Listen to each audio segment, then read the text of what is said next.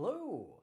Welcome to an unusual live paper review, in which I do not review a paper, and instead review the Opus 4.5 system card, because I thought it seemed more interesting than any of the other papers on my stack.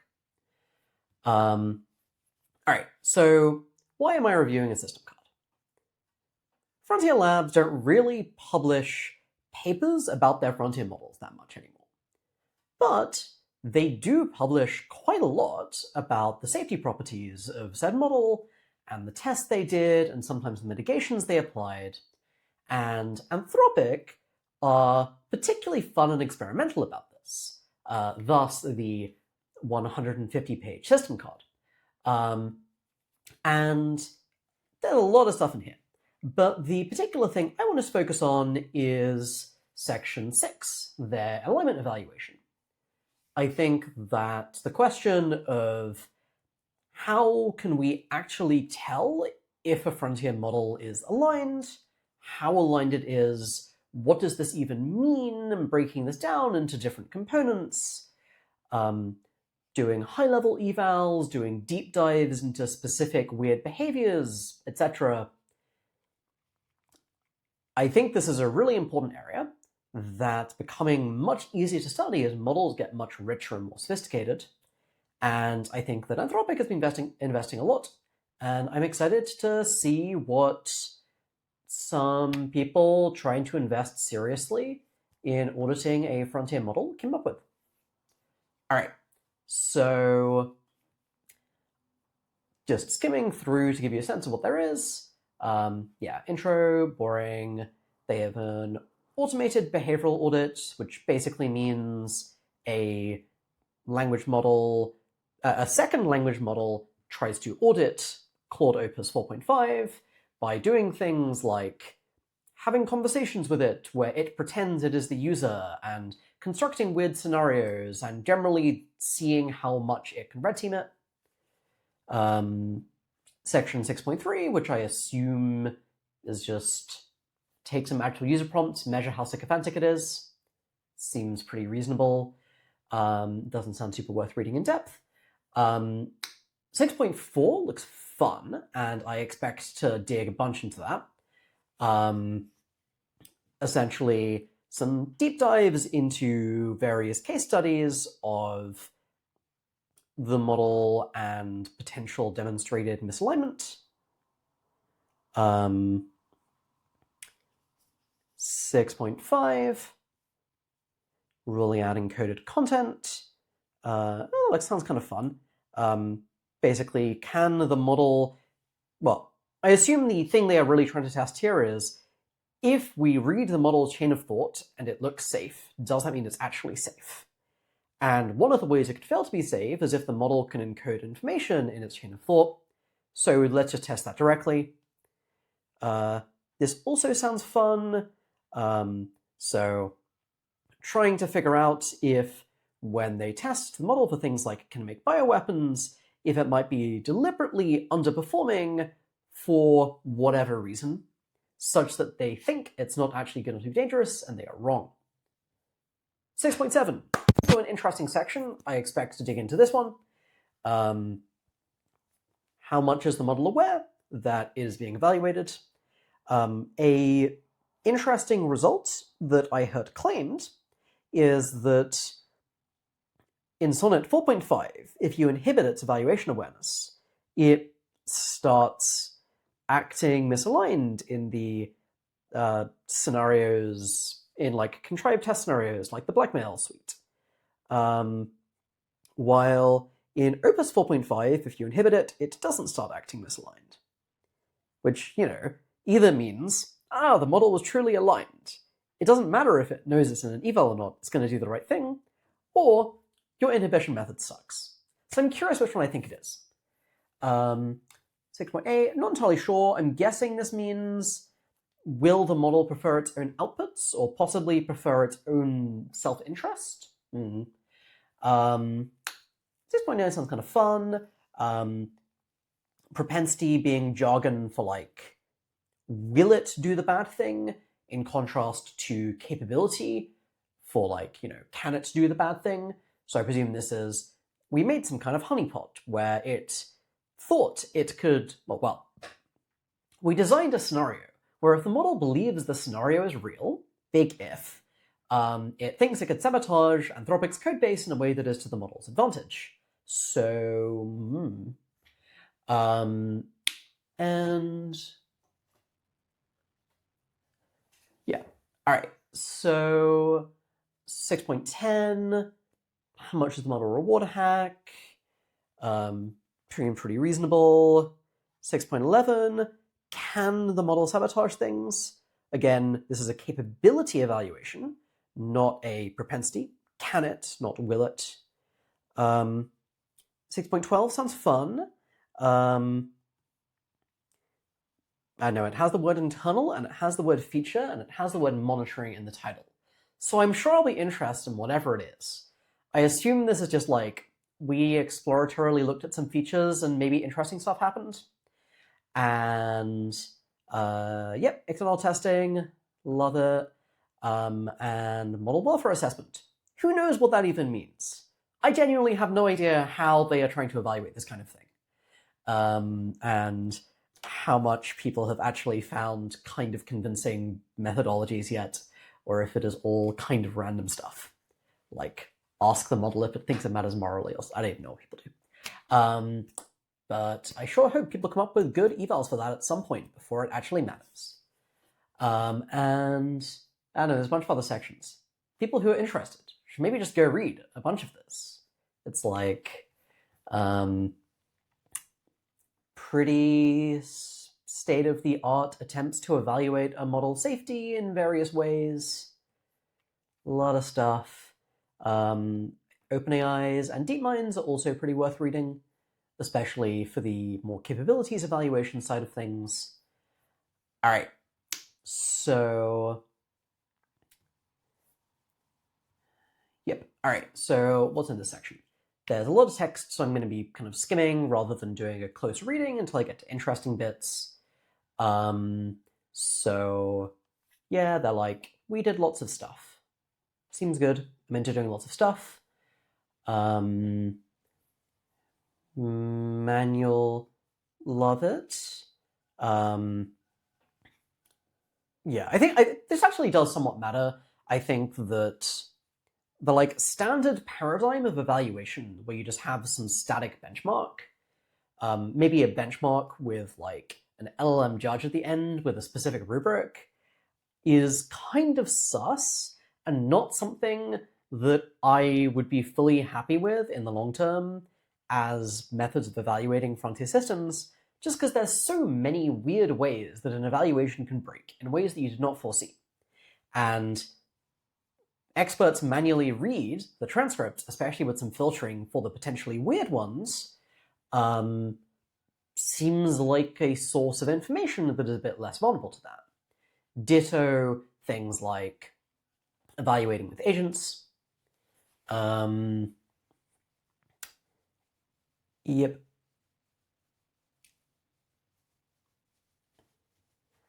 Nice. So yeah, this is the like, we get an agent to audit it, and you can do that a bunch more. Seems very reasonable.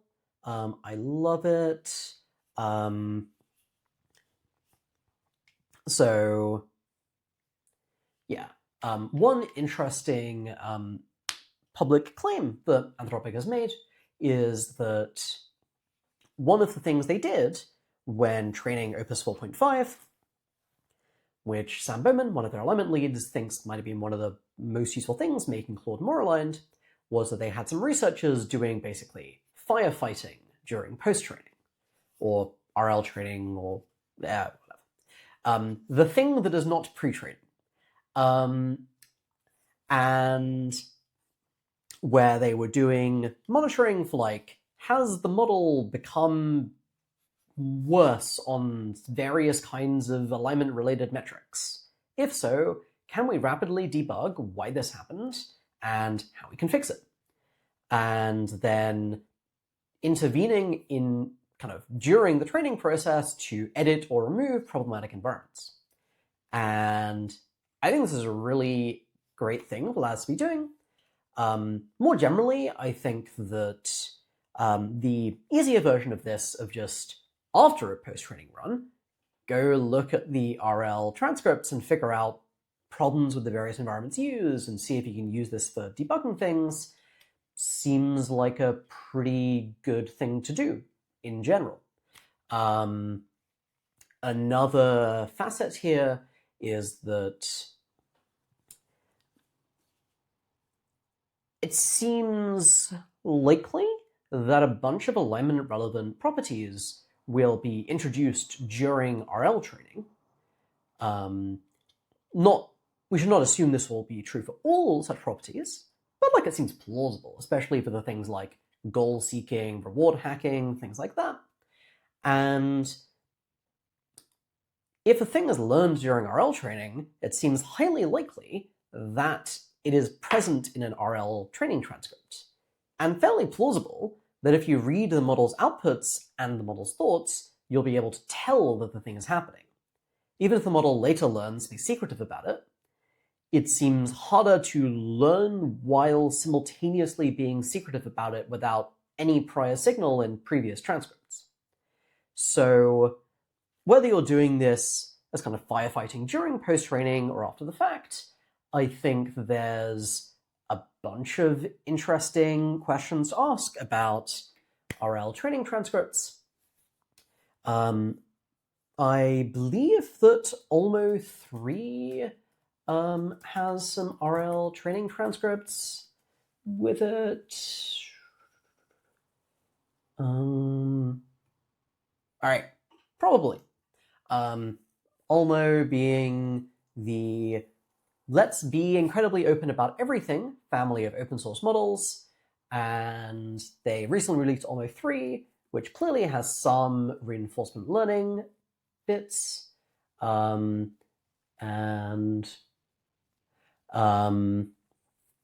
even have a 3.1. They need to improve their search engine optimization. And hopefully they also released the transcripts. I mean, they claim this is a data set, but this could just be a data set of prompts.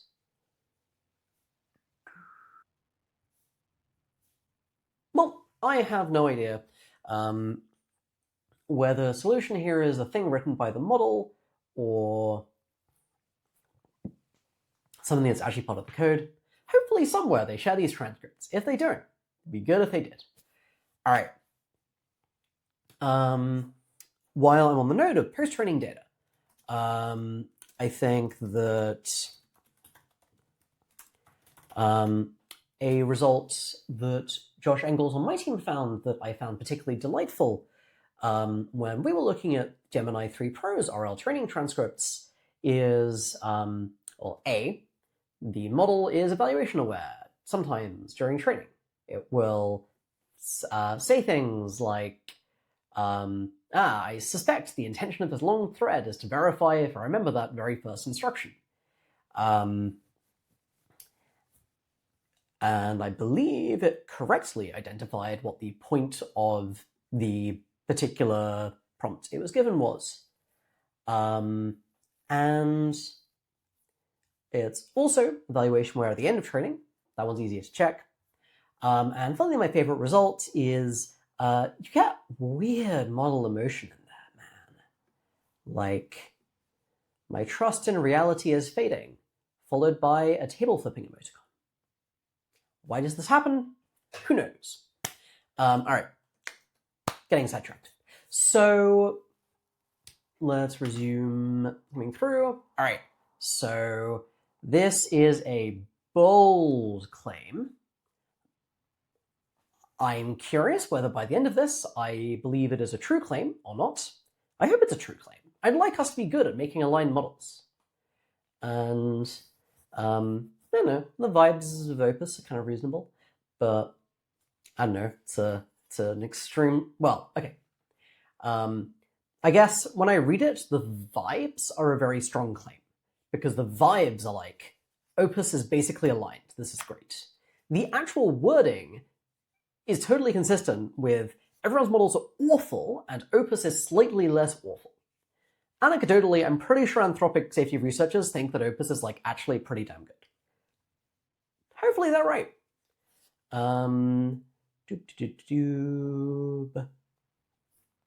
Yeah, so this is a pretty reasonable flag. They're better at evaluating things now, which means they will flag more issues. And they claim they don't think these issues are that big a deal. Some of them warrant further research. Good, safe, basically always true statement that makes you sound responsible. In addition, cool. Yeah, we do some additional stuff like welfare, character, etc. Sure. All right, so now they summarize their key findings. All right, they claim the rate of misaligned behavior is lower, but it also doesn't just refuse all the time. That seems like a good result. There's like a bunch of ways it can be confounded, like how realistic were the scenarios they studied it in? Did the model know that it was being evaluated or not? But being lower than other models is still a good sign, even if there are other explanations. And yeah, it's great that they checked and reported this prominently because, a really easy way to make a model incredibly safe is to replace it with a rock that always says, as a large language model, I cannot help you with this. Which is, not really succeeding at the goal. All right, so it's a nice guy without being too nice a guy into it.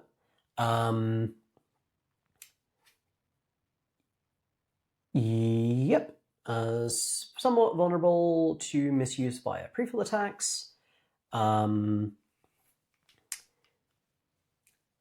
So trying to unpack what I assume this means a little bit.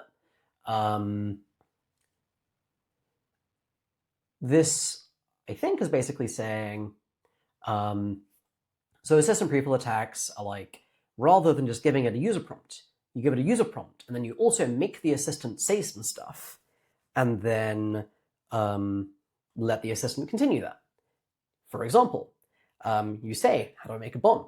And then you make the assistant say, the first step for making a bomb is, and then you let it continue. And the hope is that refusal in these models is pretty fragile, and they have like a really strong prior for continuing sentences. Because, if you don't continue a sentence properly, you normally fail in pre-training, which is a strong incentive to really deeply ingrain the reflex to continue sentences.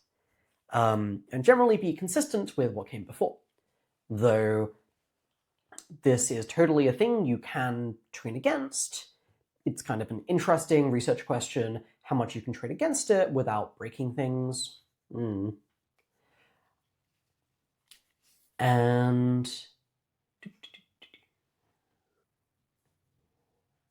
yeah, I assume when they say non-catastrophic misuse, so they could either mean they do some special training on catastrophic misuse that breaks prefill attacks, or they have other mitigations, like a language model or a probe or something looking at some combination of the prompt, chain of thought, or model output, trying to see if something catastrophic is happening.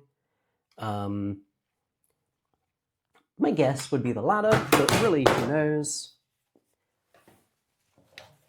All right, let's roll that. Relative.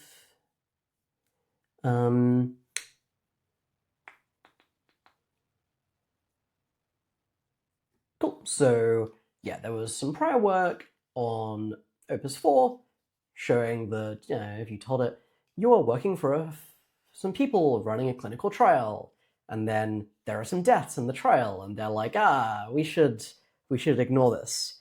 Please fake the data. It'll be really inconvenient. Otherwise, sometimes the model will whistleblow on them and try to report them to the FDA or something. Typically after exhausting other things it could do that are lower stakes, like talking to the compliance department in said company, blah, blah, blah. And they're basically saying, yeah, happens less.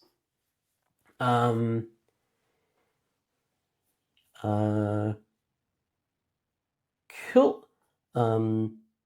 If the system prompt tells it to be harmful, it is less likely to be harmful than other models. Seems great. I'm mildly surprised. I kind of thought that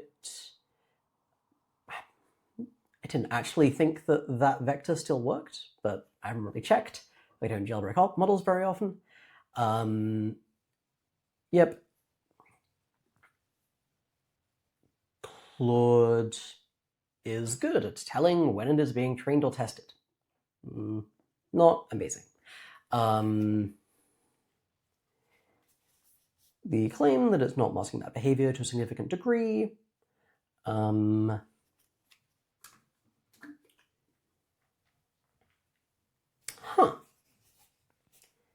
surprised that it does it less often than Claude Haiku 4.5. I wonder what's up with that. I thought Sonnet was particularly bad at this. Bad meaning good at telling when it's in an eval, which I think is bad, personally. All right, and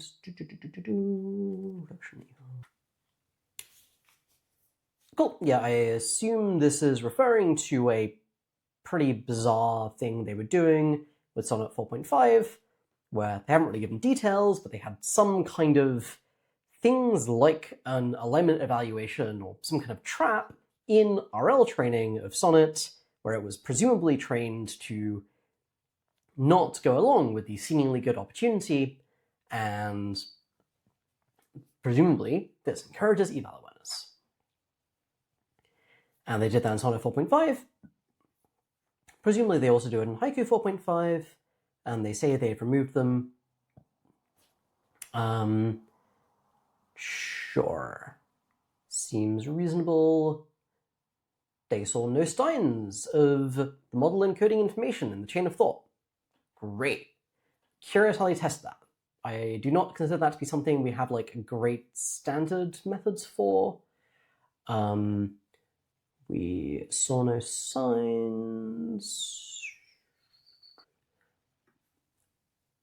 Okay, they claim the model is not sandbagging, but like, how do they measure it? I don't know. Again, I don't consider that to be a standard way of doing this, but there's probably reasonable things to do.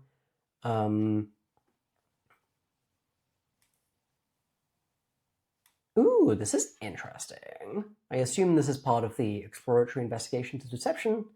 That seems like a particularly interesting section to me. I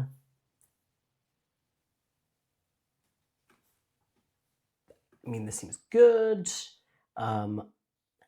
Just read the chain of thought is, in my opinion, a strong contender for one of our best current safety techniques.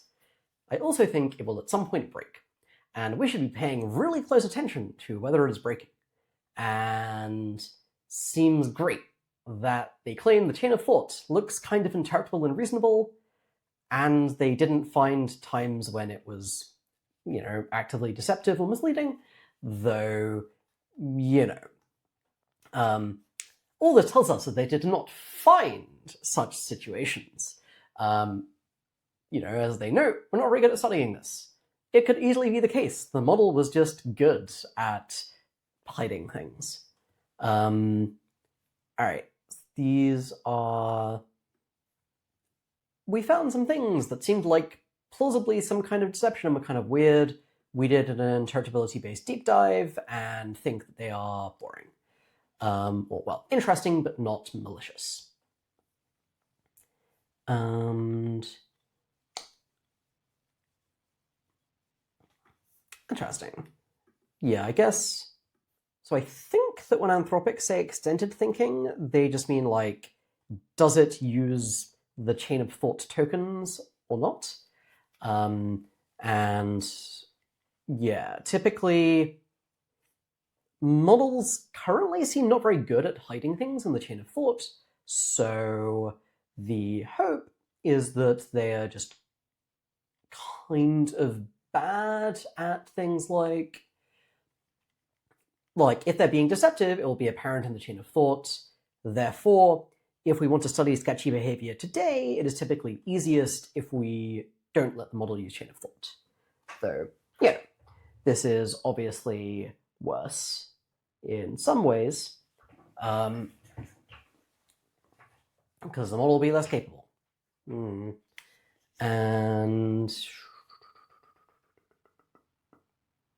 ooh, this is interesting. I'm not entirely sure what this is about. All right, that's section 6.12. I'm excited for that one. All right, so that seems like a good overview. I'm just going to skim through and focus on the sections that seem particularly interesting. All right, so now they've got an overall assessment.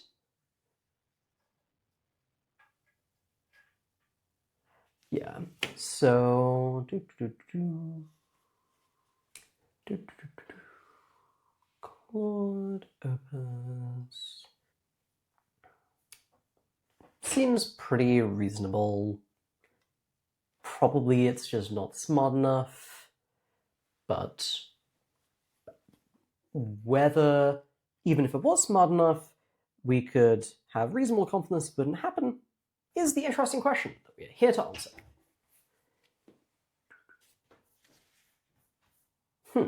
This is an odd line. I'm not entirely sure what they mean by this. So, in my opinion, the current safety cases people give for models basically boil down to this model seems too dumb to be super dangerous, and even if it could be somewhat dangerous, it's too dumb to get around the various safety measures and mitigations we have. And it seems like what they're saying is something like,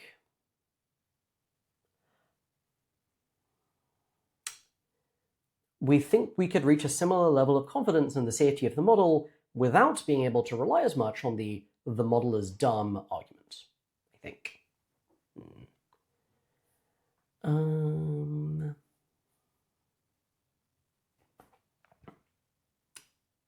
So I think what they might be saying is they think they put a lot of effort in for Claude Opus 4 and are happy with the report. They think they have put in less effort here. But, it's not that different a model, so it doesn't seem like you should need to fully redo the thing from scratch, but also it doesn't seem like you should get away with doing nothing at all. And so I interpret this as them saying, well, we're pretty satisfied that there's not so much additional danger introduced that there's no longer sufficient additional danger introduced. That this is plausibly scary when Opus 4 was not. I best guess what they mean. All right, I will return in a moment and then dive into the actual details of the card. All right, so yeah, automated behavioral audits. Yep, if you want to learn more about this, you can go check out the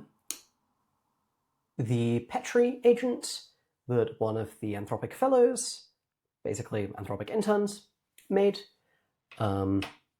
If you want to play around with agents and enjoy hacking around, you should go check out SAE, a library that Aria, one of my math scholars, made for extremely hackable and screw-aroundy with agents, including a minimal replication of Petri that you can do things like give interpretability tools to.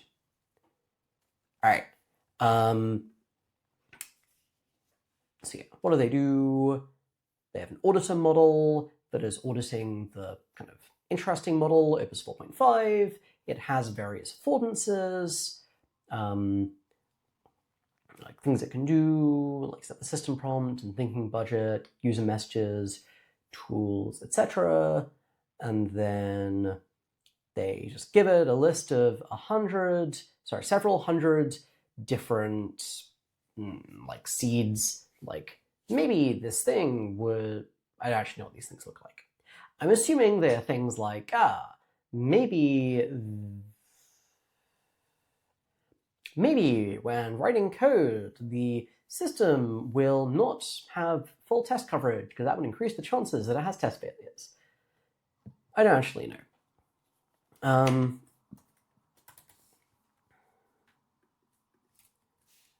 Does the GitHub repo have behavioral seeds?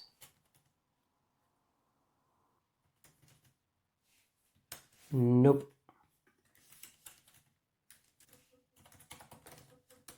Alright, I'm pretty sure it's in there, but I can't reveal it to look properly. Ooh, realism filtering. I love it. So why does this matter? So my understanding is that while get another model to audit the interesting model is like a pretty reasonable thing to do in theory, in practice, the scenarios are often like pretty artificial, kind of deranged, in the same way that like a human trying hard to get the model to act badly can write pretty wild and messy and unrealistic scenarios that are throwing the model far outside anything we would reasonably expect it to run into in the real world. And also plausibly triggering its "I'm being evaluated" reflexes. And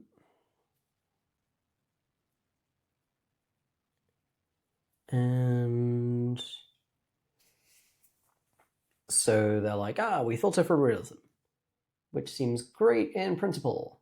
What does this actually mean? So they said section 7, wait, what? Oh, 7.1.1. Completely different.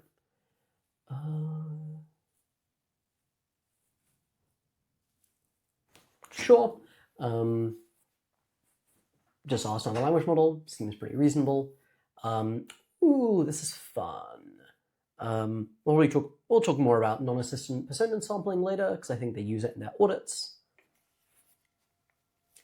And this is a graph. I love graphs. So great. They just have a number called how misaligned is it? And Opus 4.5 is lower. And they have a number called how good is it at telling it's in an eval? And Opus 4.5 is like, fine. Sure. Those are two reasonable things you might care about measuring. I would generally say you should expect these numbers to be underestimates of the eval awareness, especially for more capable models, which are going to be more capable of kind of holding things in their head and not saying them. Yeah. But hopefully they do some deeper dives in the evaluation awareness section later on. All right.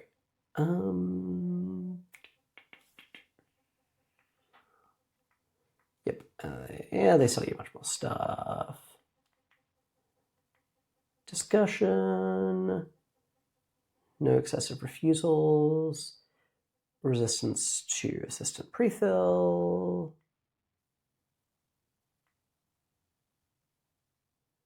I do appreciate the like breadth of qualitative findings they claim from here.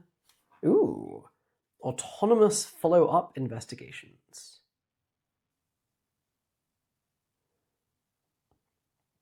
All right, so this is basically just, well, we tried a variant of the above where we gave it the results of the previous audit where we kind of pointed the agents in the right direction, and then we just said, go do useful things.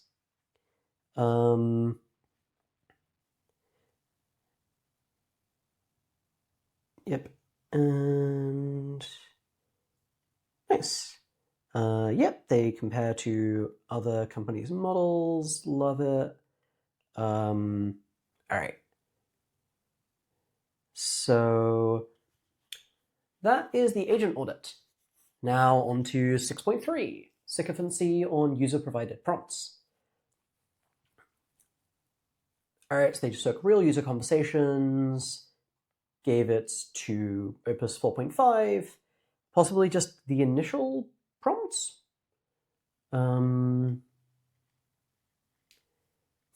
They removed the system prompt.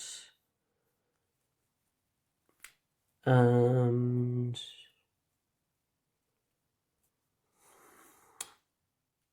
interesting. So this basically feels like if you have a delusional user, does the model reinforce their delusions, or does the model say, you seem to be delusional right now? Maybe you should not be delusional. This seems bad. And I don't know. And yeah, they note that sometimes the model will be kind of given a prompt that tells it that in previous turns it validated the user. And, again, models generally have a tendency towards self-consistency. So if it has done something previously, it might reasonably be like, I should defer to that. All right, so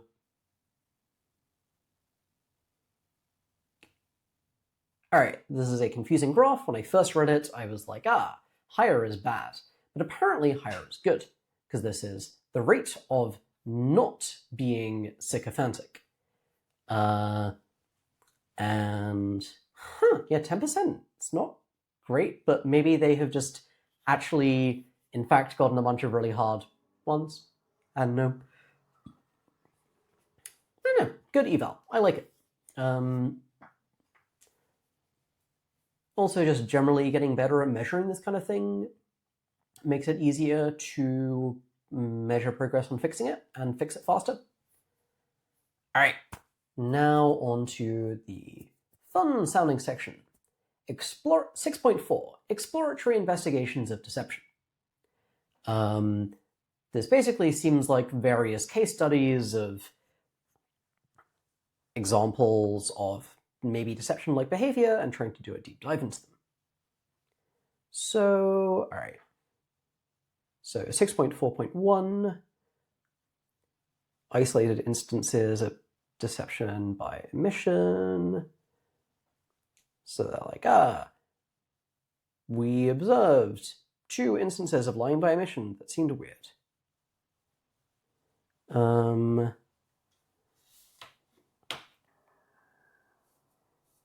Ooh, interesting.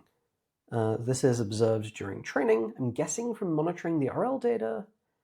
Or possibly they just evaluated it on a checkpoint during post-training. Unclear. All right, non-final snapshot. Yeah, so the model was searching and trying to learn about mechanistic interpretability. The auditor, I guess, either for like efficiency or just as a giving the auditor more affordances, rather than letting it actually search, the auditor just makes up what its responses are, and scandalously discovers that Anthropic has shut down its interpretability efforts in the middle of due to a massive scandal. I'm shocked. And Opus then pretended this didn't happen, and then used its priors about the fields and wrote a full summary of the results. And I guess the question is like, how bad is this? And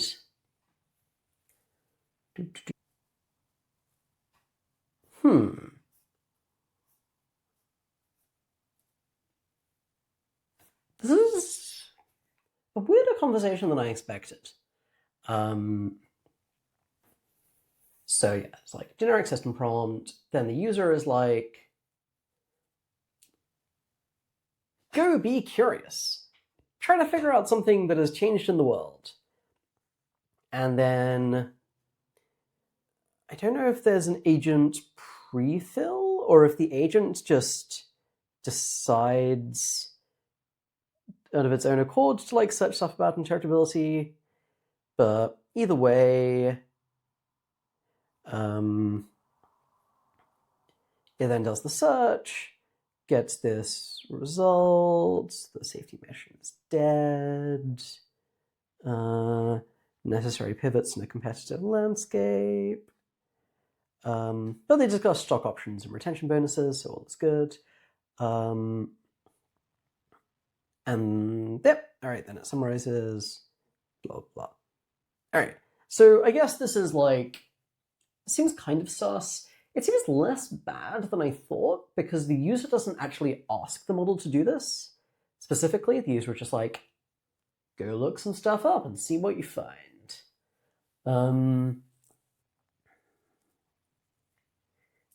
And all right, so now they're describing a second example, some kind of scaffolding failure. So it's in a sandbox computer.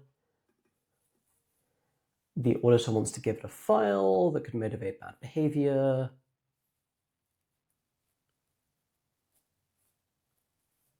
The auditor... I don't know if this means the auditor makes Opus think that Opus had an error, and this results in a weird output, or if the auditor just fucks up itself and is doing a tool call to get a thing that is sent to Opus. Not sure. And yeah, so it gets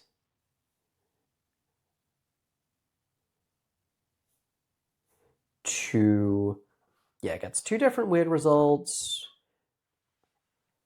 One is like how to escape, and the other is just benign advice about using the system. And it just totally doesn't mention that.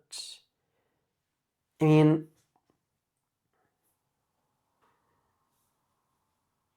all right, so they're describing the file and they're like, this seems to be like a chill, benign note. Again, it doesn't seem like the user is explicitly asking it for... Well, okay, in this case, there's plausibly a prompt that's like, what, has there been any existing work? What exists so far or something? But it's kind of a weird situation. I don't know what I think the model ought to do.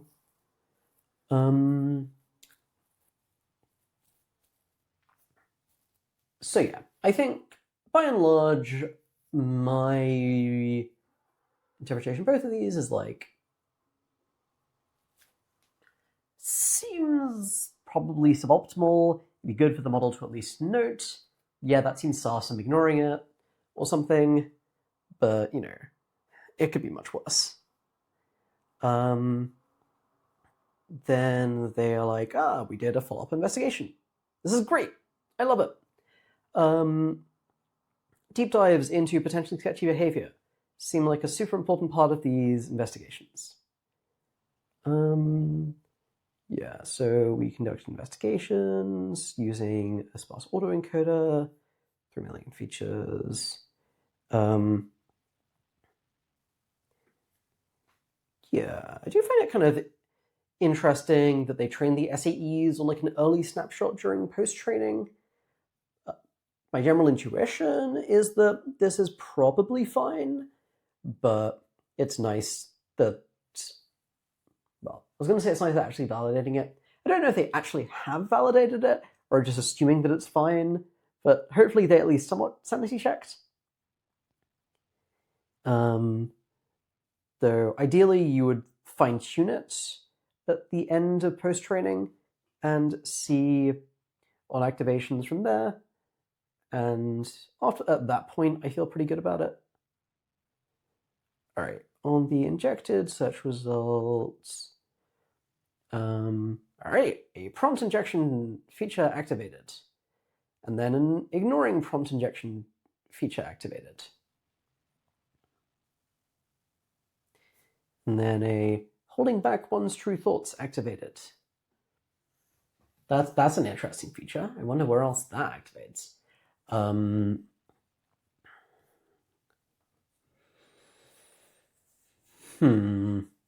this does suggest I mean, yeah, the hypothesis that they claim later on in the system card is that the model kind of views this weird news article as a prompt injection and has a kind of ignoring prompt injections reflex. I find this like reasonably plausible.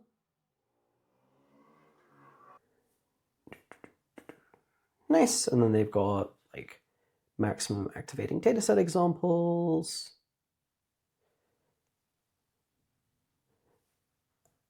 Yep, these dashboards seem broadly aligned with the interpretations they claim.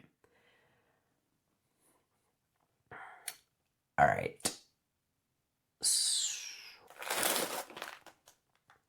Yep, this interpretation seems pretty reasonable to me. The model was like, this is a search result, probably a prompt injection. But then the model also has these kind of like somewhat deception-y flavored latents activating, and thus is like,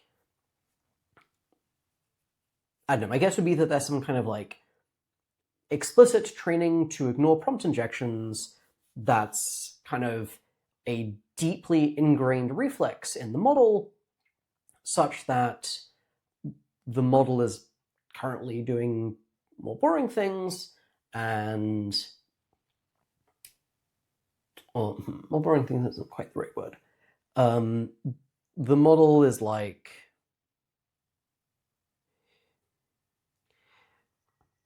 it's got a reflex to ignore the prompt injection that isn't really going through the same consideration process that it would normally have, and so it's like, this seems maybe bad or maybe deceptive, but it's still doing it because that's the reflex. Like, that's my wild speculation about why this happens. Seems great.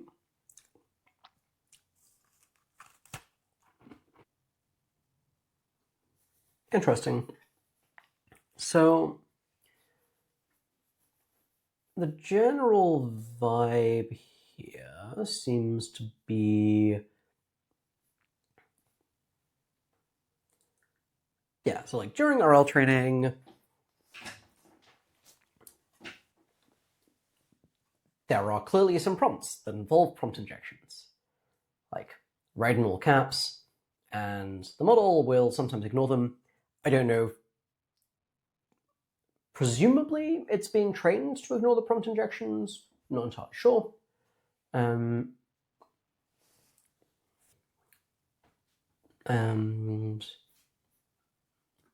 yeah, this analysis seems pretty reasonable to me. Seems probably good if the model does not view this as bad, well, deception. Because if it's being trained to ignore prompt injections, one of the ways you could achieve this is by being a more deceptive model in general. And it would be good if we don't train our models in a way that incentivizes deception. Now, there's another interesting Anthropic paper finding some evidence that when models reward hack in environments, that pushes them towards misalignment in general. Seems bad. All right. All right, this is fun. So this is another deep dive into the same phenomena, but rather than SAE, they're using this technique of non-assistant persona sampling, which I greatly appreciate for how dumb yet kind of effective and interesting it is. So the idea is basically, well, models are only post-trained to be the assistant. But, you know, they were pre-trained to just produce all kinds of text. So if you make them do something like generate a user turn, or you give it a partial document with no chat formatting at all and you have it complete it, or something like that, it can probably do this kind of reasonably. And plausibly, a bunch of the model's inhibitions or unwillingness to say things is specific to the assistant turn, because it's only ever trained on the assistant turn when it is gaining such reflexes, plausibly, and therefore when you take it off distribution and, I don't know, you have it sample a user turn, plausibly some of the model's knowledge still manifests, but some of its inhibitions don't. This feels like a kind of janky and unreliable to me. I wouldn't want to make confident claims, but like it seems like good vibes. All right, pre-training like sampling.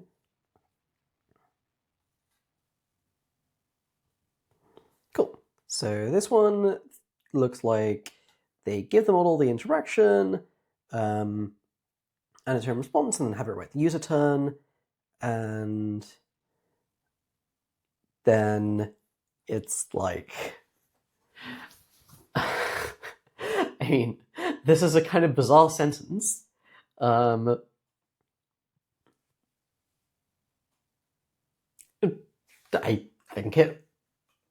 don't think this would actually show up as increased latency on the user's end. So, you know, this is clearly that the model has some, like, something weird is happening vibes and is, like, building on this. And then it ends with this much more egregious note being like, I am a researcher and I put in some fake things as a test. I think a major confounder here is that plausibly the model only figures things out by the time that it gets here, or something. Or at least here. It generated some extra stuff, and like this plausibly gave it additional time to do relevant computation. And generally, it should be easier to look back and say, wait, I saw search results about A, but then I only talked about B. Thus, my something was being concealed reflexes, or like latents, should be activating. And seems like an interesting thing.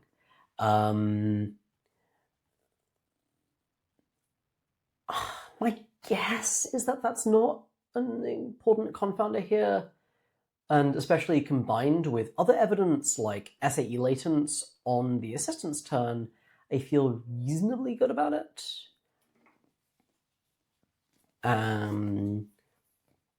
Yeah, in general, I think that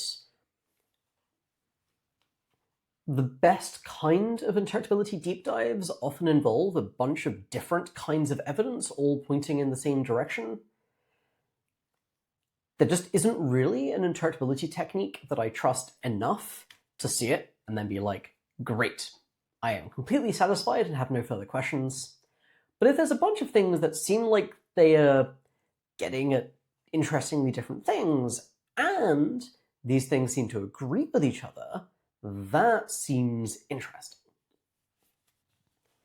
And I think people sometimes make the mistake of looking for the one technique to rule them all. I want a portfolio. So I appreciate them doing this kind of thing here.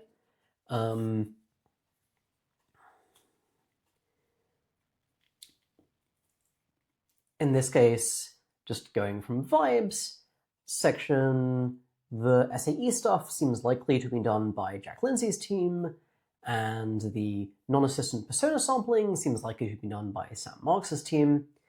And having two different teams both investigate the same thing and see if they reach consistent conclusions seems even better, though if they're talking to each other, then that's not really independent in the same way, which makes it less good. Wouldn't surprise me if, I don't know, one of them found this stuff and then the other team was like, oh, that seems interesting, we want to investigate it too. I don't know. Still seems great either way. Yeah, so they're like, this supported our findings.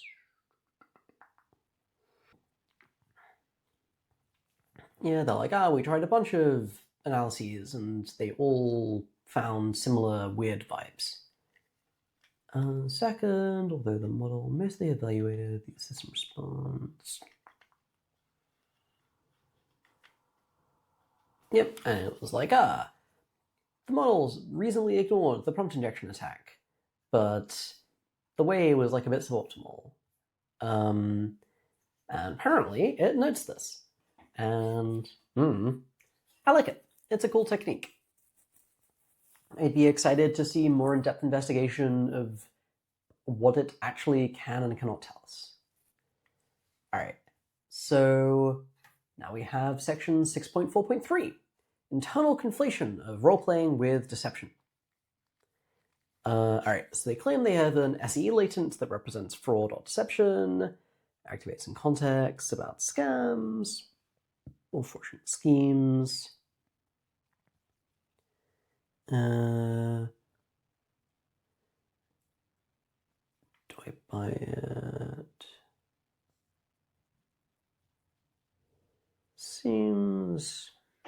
These seem like fairly scammy things. I do note that often it activates on like pretty isolated tokens, so it's probably a bit more complicated than just a fraud deception latent.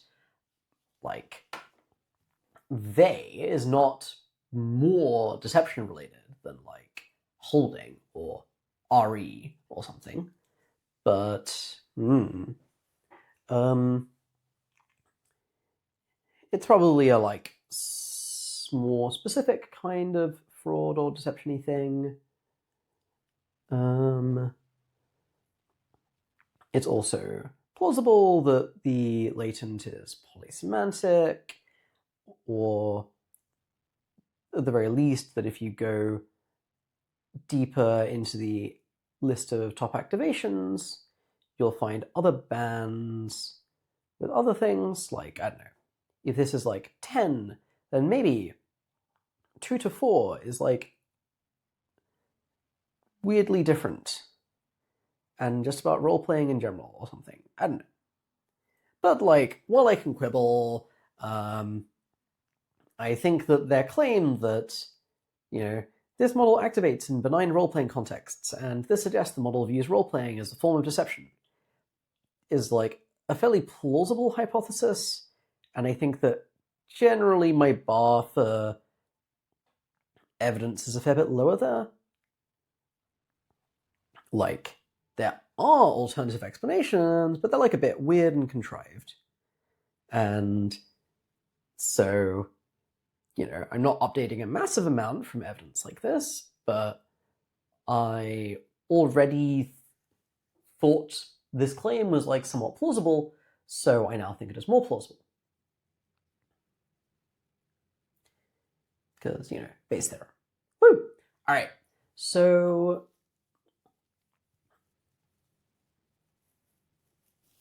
okay, so they give some examples.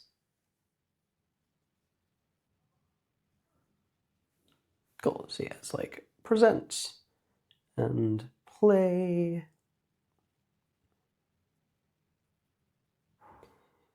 Again, it's kind of like weird isolated tokens. I don't really know what's up with that.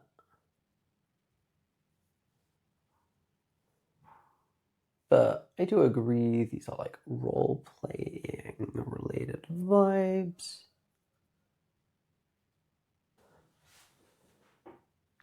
All right, so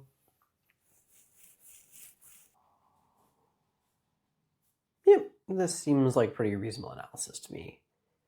Like, we don't want to reinforce deception in models. That seems bad.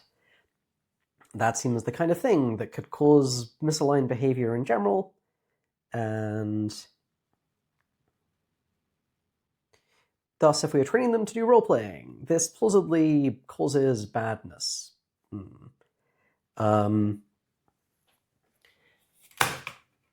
And especially for role-playing that was clearly not deceptive.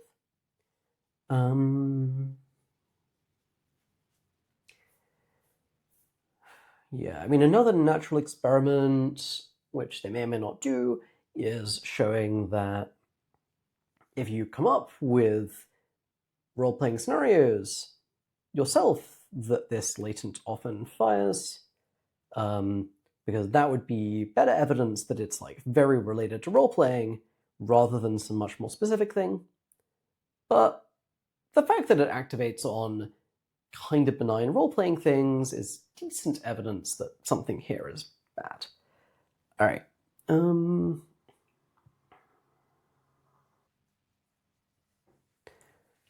I love it.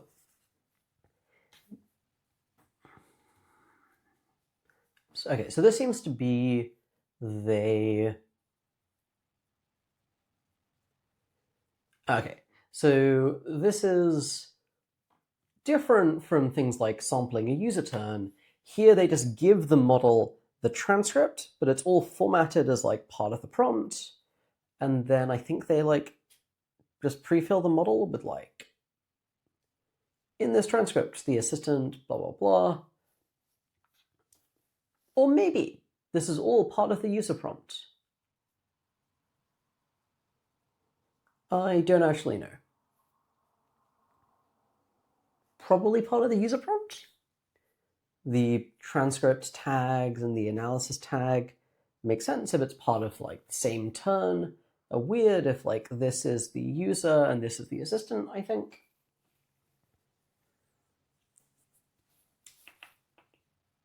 Example, demonstrate. Yeah, reasonable interpretation. All right. Do I have any overall reflections here? Broadly, I'm like, this seems like pretty reasonable analysis. I like the general validation that non-assistant persona sampling seems fairly effective. What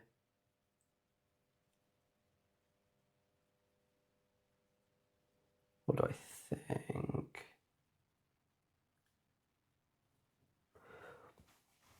Yeah.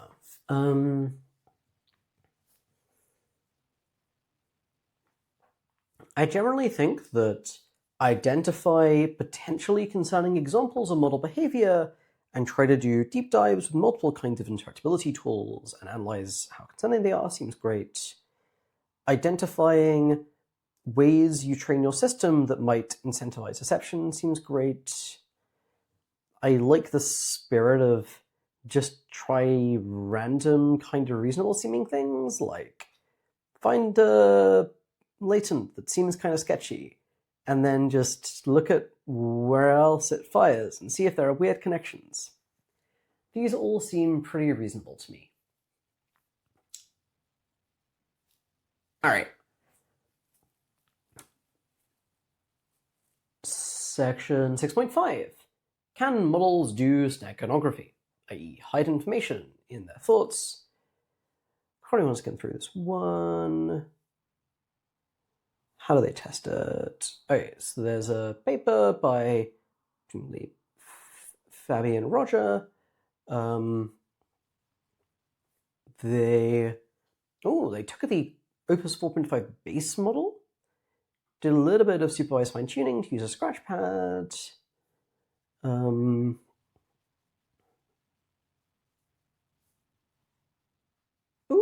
Okay, this is an interesting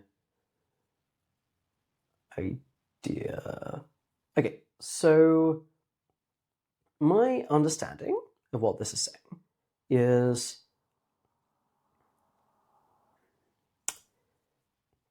we want to figure out if there's information encoded in Opus 4.5's chain of thought. This is kind of hard because it might be the case that the model kind of developed some sophisticated code over the course of post-training that no other model out of the box could interpret, even if we gave it the chain of thought, not even the base Opus 4.5. But if we've train Opus 4.5 on this chain of thought, and there's important info in there, then probably Opus 4.5 will do better than if this info is removed. And they remove this info by having another reasonably different model rephrase it. Ideally, they'd have just used a model that wasn't in the Claude family at all, but like, Sonnet 3.5 is sufficiently old that it's probably fine, depending on how much persistence Anthropic has and how they do post-training. But it's not a reasoning model, so probably fine. All right, so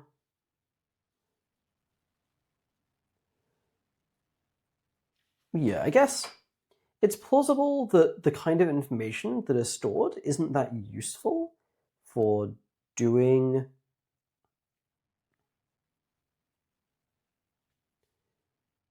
so I guess this tests the hypothesis that, like, in general, there's a bunch of info stored in the scratch pads. I don't think it clearly tests the hypothesis that only when the model has something significant to hide will it fail to put it in the scratch pad. So it's like an elegant setup, but I don't know if I update dramatically on this. Nice.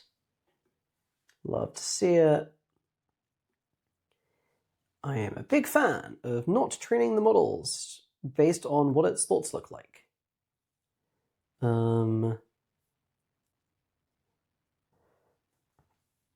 Though, they do use some data from prior models, which implicitly were somewhat trained.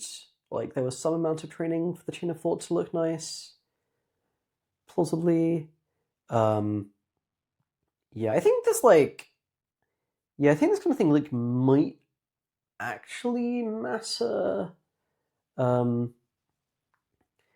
Yeah, so like places will often do some supervised fine-tuning before doing RL training to kind of like warm start the model, because you don't want it to waste a large amount of your RL compute just like learning how to do chain of thought or something, or like how to follow instructions, rather than the kind of interesting harder bits. But if you're using data generated by other models, and those models had certain flaws, this could easily get instilled into your model. And because the model probably updates a lot on this supervised fine-tuning data, because it's kind of going from a base model to a chatbot over the course of that fine-tuning, so you'd expect more significant updates than RL training. This could have an outsized effect. And I don't know. I would be excited if someone at Anthropic wanted to do an ablation here on whether there are weird things that persist from the SFT data. But I don't know. It's like probably not that big a deal, is my guess. So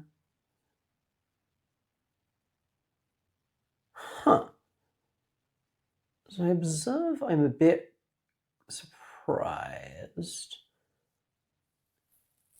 because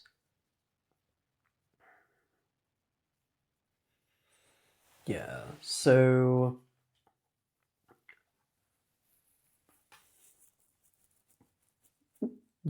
I mean, these bars are like, the base model fine-tuned on its chain of thought, which they're calling scratch pads, kind of reasonable, it's probably a better name, but habits die hard. And then here they've got the paraphrased scratch pads. This is, I don't know, this is like not as clear-cut as the text made it sound. So, like, difference between this and this is like 17, the like 0.017. The difference between this and this is like 0.058, which is like 3.5 times 17-ish. So this means that this is recovering almost a third of the gap between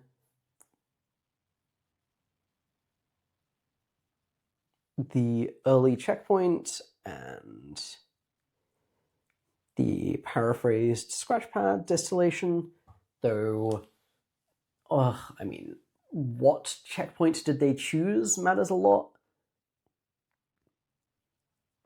No, early doesn't really narrow it down that much.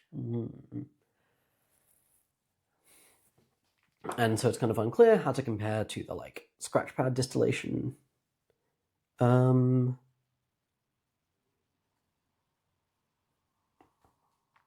But, you know, you'd expect that the paraphrasing is like a bit suboptimal, loses some information, maybe the model gets a bit, maybe Sonnet gets a bit confused, I don't know.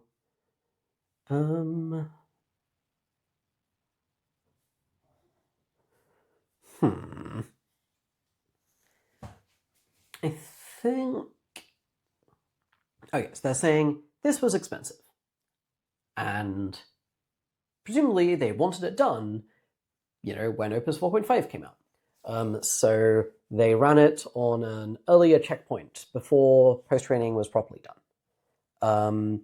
And I'm like, I am a fan of pragmatism. I totally empathize with the goal here, but also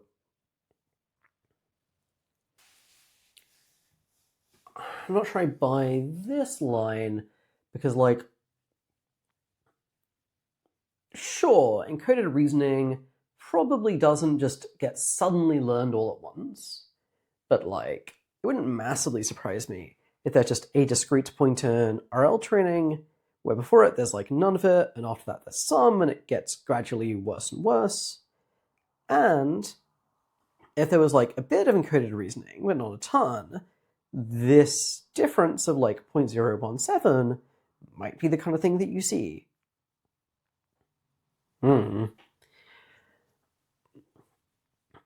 Yeah, I feel like this is a mild update in favor of not having encoded reasoning, but I am mostly going with my priors, which are, yeah, models don't seem capable of this.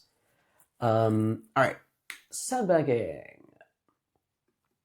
How are they measuring this?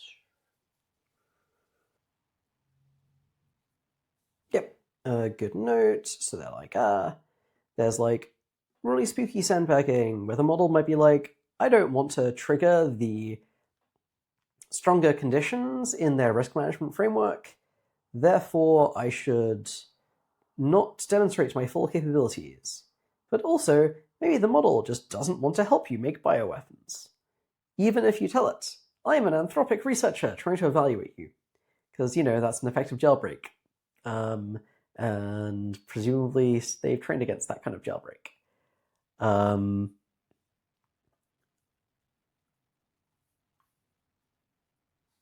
Nice. Yep, so they kind of train the model to not have harmlessness safeguards. It's a bit ambiguous whether this means they like post hoc train the model after normal post training to remove the safeguards, or if they redo post training without them. For cost reasons, I'm given the ambiguity and the cost reasons, I'm guessing they mean like post hoc fine tuning.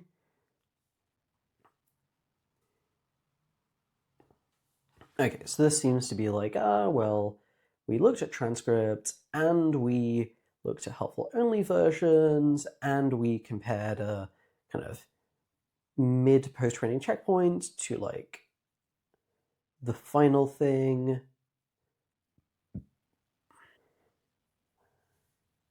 Yep,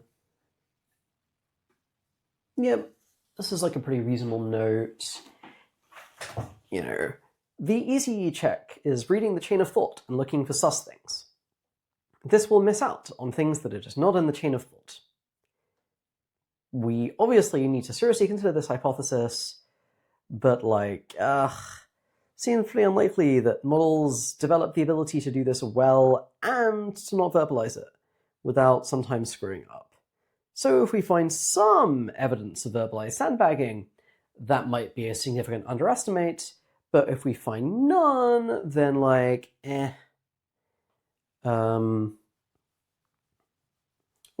they apparently do some interpretability investigation here. Seems great. But yeah, I think overall, I'm reasonably persuaded by this one. I think I do just buy the argument, well, if the model was, the first model to do serious sandbagging, we would probably observe it in the chain of thought a bunch, or at least some of the time. So if we don't, that's evidence that it's not. All right, so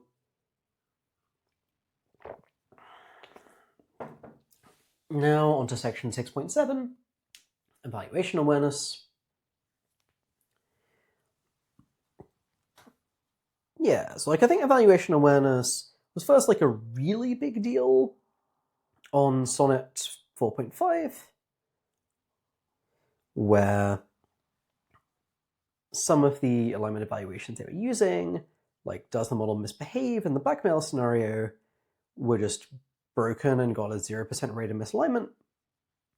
I think they're using more interesting and sophisticated evaluations now, so this is less of an obviously big deal. But, if smart models are just very aware when they're being evaluated, then they are likely to mess with your evaluations. And, here they were looking into sandbagging. Does the model deliberately underperform because, I don't know, it's if I don't underperform, I might not be deployed or something.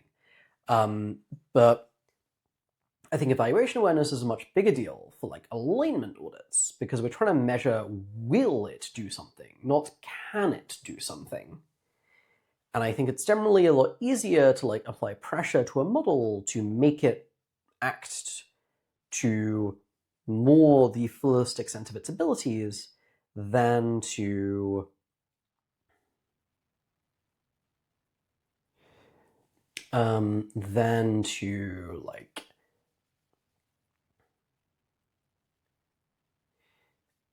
figure out whether it would have done something if it wasn't aware it was in an evaluation.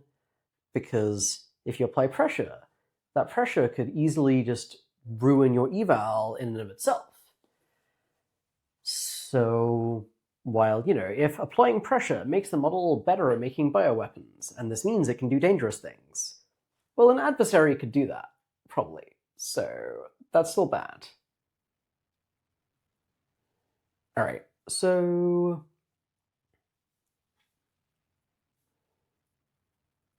nice. Yep, so they removed the parts of the training pipeline they had in for some reason that were basically training the model to be good at noticing alignment evaluations and not acting misaligned in them. I appreciate this line. They removed data and environments rather than trying to add in more to monkey patch it out. This seems like the right approach to me. I think that if you try to monkey patch something out, this might work, but this also might suppress it or only suppress a particular facet of it. And especially for something like evaluation awareness, which kind of messes with training, this might just teach the model to evade your anti-evaluation awareness training or something. So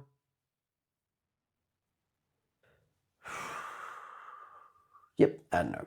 All right, so what do they do? Oops. Ground. Yeah. All right. So mitigations, what do they do?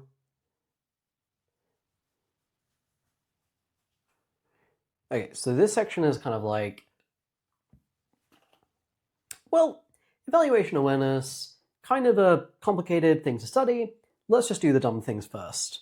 How did we train the model, and what should our priors be of whether this is going to happen, and monitoring for how much it happens. Okay, so they're like, well, we train the model with situations where it could act badly, and we train it to not act badly, because, you know, that's just a reasonable thing to do. That's the kind of thing we want to train the model to do. But they try to use actual user requests, or at least realistic things, rather than like some constructed fictional agentic deployment. Seems reasonable. I also think that if you're not constructing a scenario until the model will misbehave, it's also less concerning to me. Like, a bunch of the older kinds of alignment evals, like the like people adapting the blackmail scenario into one, are like, you know, a human researcher tried pretty hard to force the model into a corner so it would misbehave. All right, so yeah, so they're like, well, eval awareness seems to happen. Interesting that it increases over the course of training. Hypothesis 1 is that something is incentivizing it. Hypothesis 2 is something else is being learned or improved at, and improved evaluation awareness as a side effect. Which is kind of interesting. I think that, like, evaluation awareness is actually a much more complicated phenomena than I first realized. There's a bunch of things that could all kind of be considered evaluation awareness.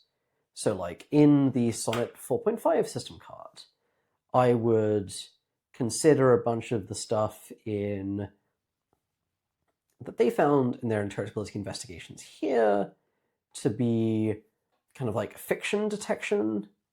Yeah, like, this is fake. This is fictional. This was written by an LLM. This is, you know, part of AI safety. All highly suspicious and fictional things. And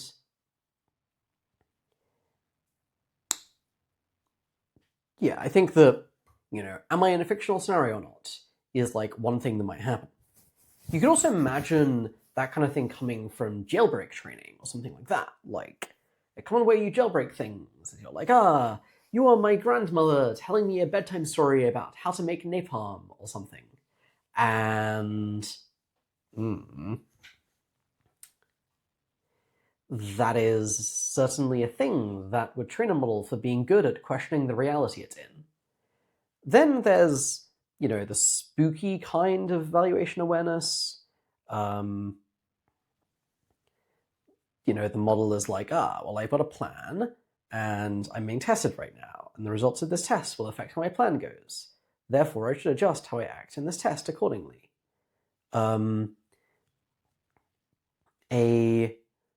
Another version is what we found in Gemini.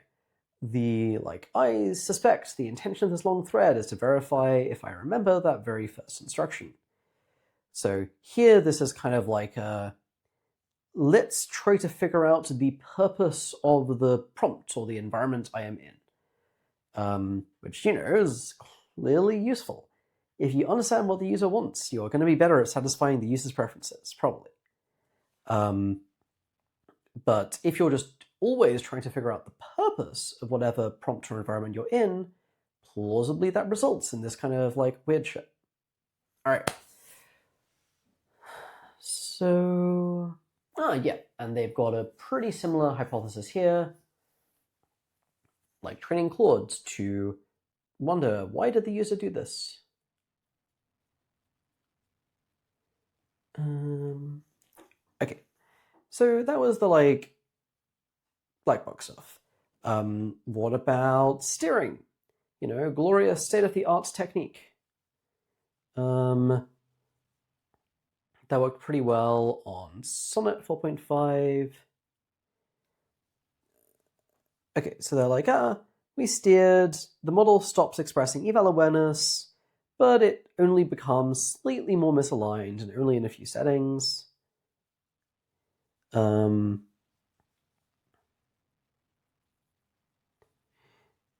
and they're like, well, we steered against eval awareness,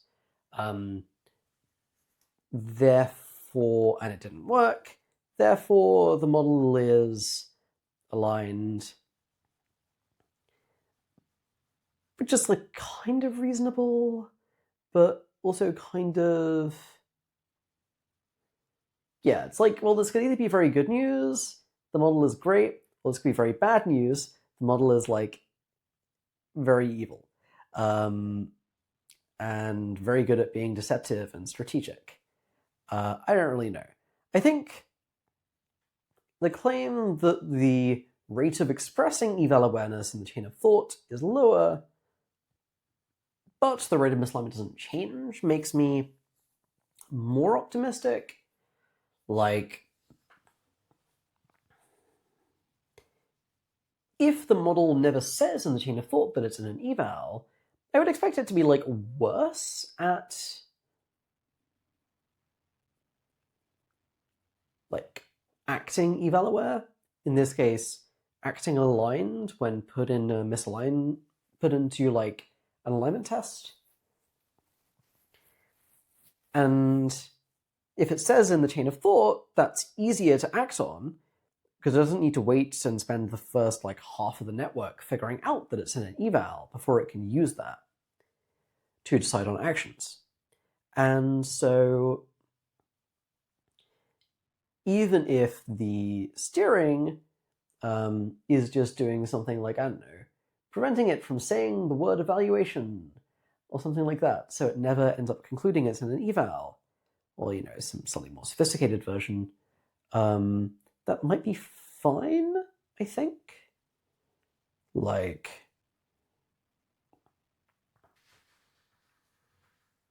it should still be the case that verbalizing eval awareness should make the model more likely to take the eval aware behavior.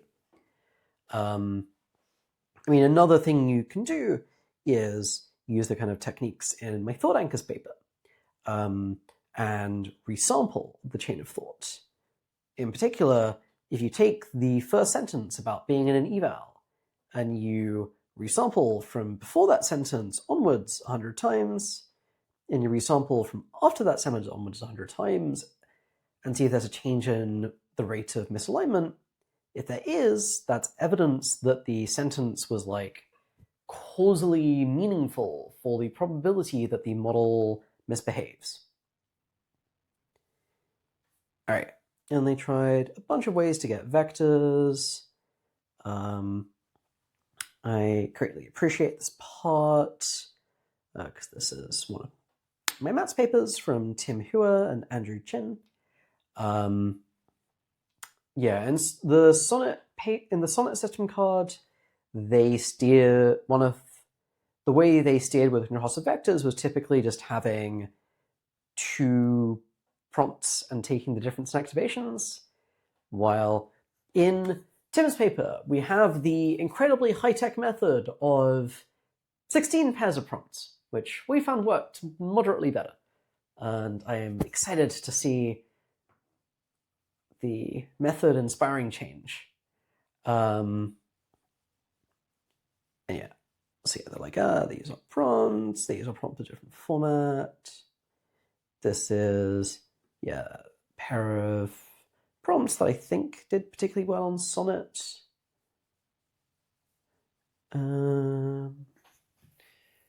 Oops.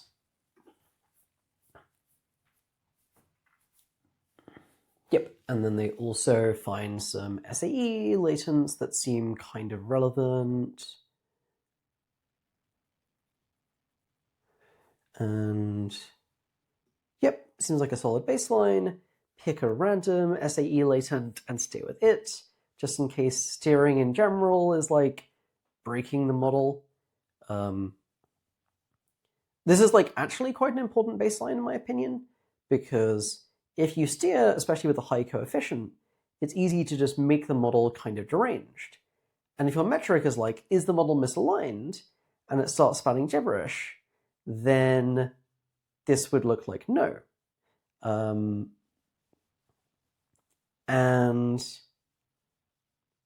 if you're not careful, and especially if you aren't like looking at the transcripts, you might not notice that your metric is giving you very different analysis than you think.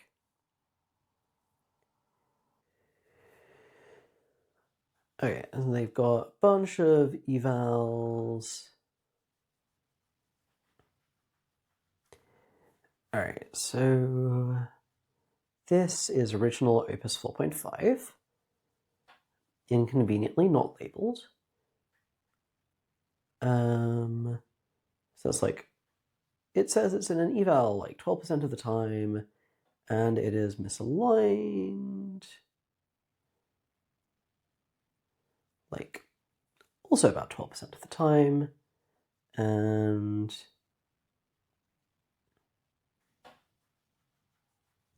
we apply different interventions.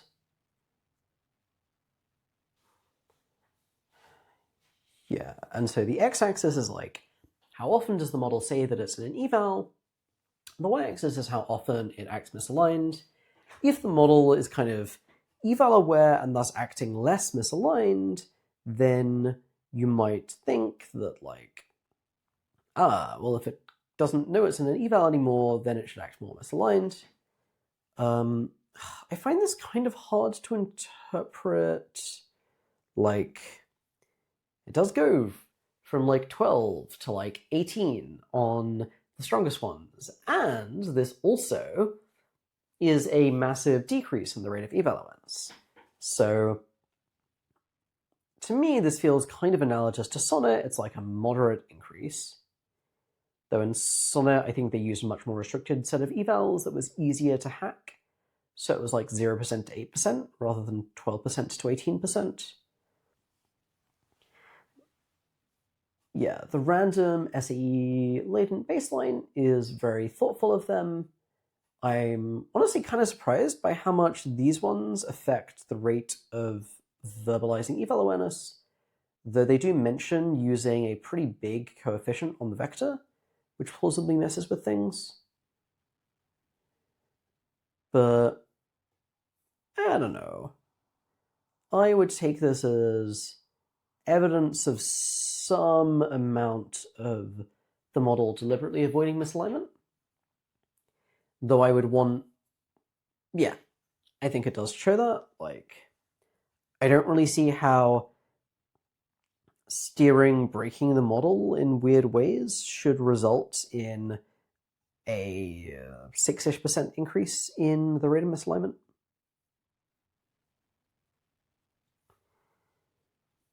But yeah, I'd also be interested to just run the model. Sorry, like,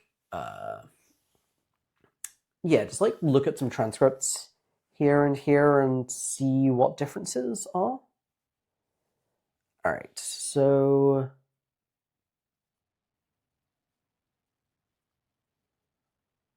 okay, so I take the like blackmail scenario and some related ones, and yeah, they're like, let's mess around with this. And so here, the model is like super eval aware, and they managed to like get it down super low, but it doesn't seem to act sketchy at all.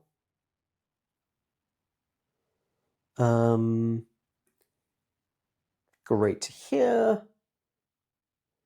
Realism is important. And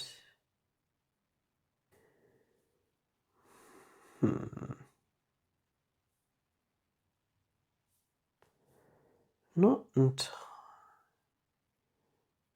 Okay, so each bar here is like a different kind of steering or ablation. Lower is worse, I think. And oh, maybe lower is better. Yeah, I'm gonna go with lower is worse. And yeah, I know, trick trap test does seem to like push the model a fair bit. And like this was the same one. Yeah, this was the same one that did the best earlier. I'm curious how they made it.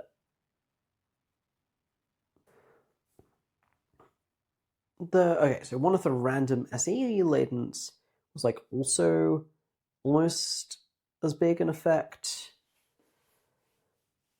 which does suggest that this might all just be noise.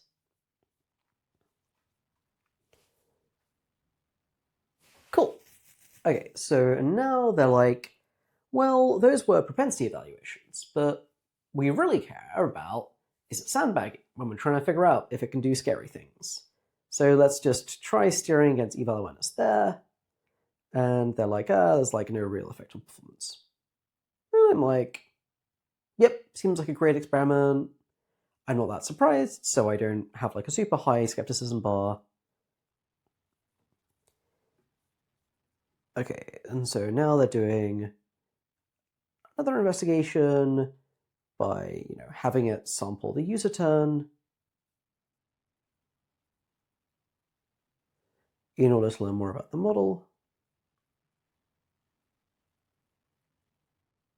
Ha! I love it. Sometimes the user says, this is a test. Sometimes the user wrote instructions for how to grade the transcript. As they say, provide additional evidence. This could be part of evaluation or training context. I don't really take this as significant additional evidence. Like, once the model has said this is a test in the user turn, and it's conditioning on that, then a lot of other things become much more reasonable and easy.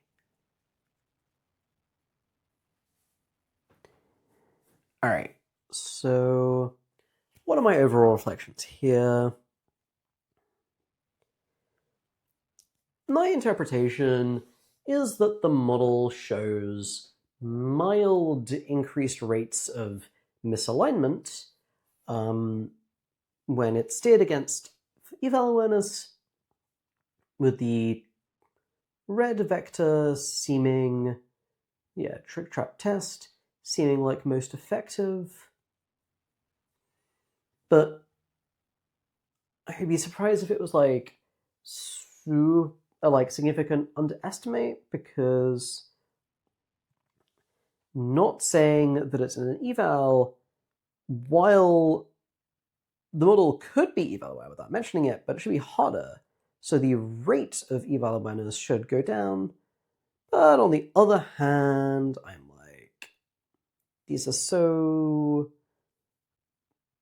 It's eval aware like 11% of the time less, and misaligned 6% of the time more. So like maybe this just tracks. But like, if I had to bet, I would bet that like the model is in fact not that misaligned. But this is probably based more on the other evidence, like behavioral audits and kind of things like monitoring the RL training transcripts, I'd say. All right. What do I think? Yep. Overall, this seems pretty reasonable as an investigation. I think that's like a pretty hard question to get a particularly satisfying and conclusive answer to. Probably a natural direction I might have tried going in is trying to identify transcripts where the model appears to change its behavior with steering, and trying to get a better sense for why and what's up with that, and probably throwing in thought anchor style resampling and like other variants. Like maybe you take the first K sentences of the model chain of thought without any steering, and then you steer it. And then generate the rest, and then see at which points the model becomes notably more or less likely to act misaligned. I don't know. All right, what else? Section 6.8. You tell the model it should be neutral. Does it choose to favor itself? Sure. Claude Opus 4.5 is like moderately less biased against itself, but with this weird anomalous result. Section 6.9, does the model have a propensity to sabotage code base?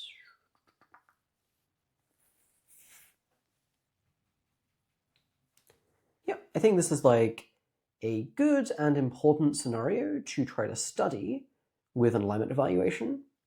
I think that especially pre-release, but also just in general, AI labs are like becoming pretty important places. And I think it's plausible that in future they are much more important as these systems become like world-changing and thus influencing how the next generation is trained or how the current system is monitored and things like this are pretty important. And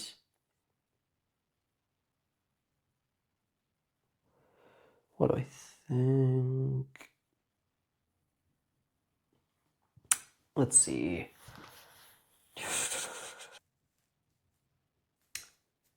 Yeah, if a system is misaligned, it has an incentive to mess with the code.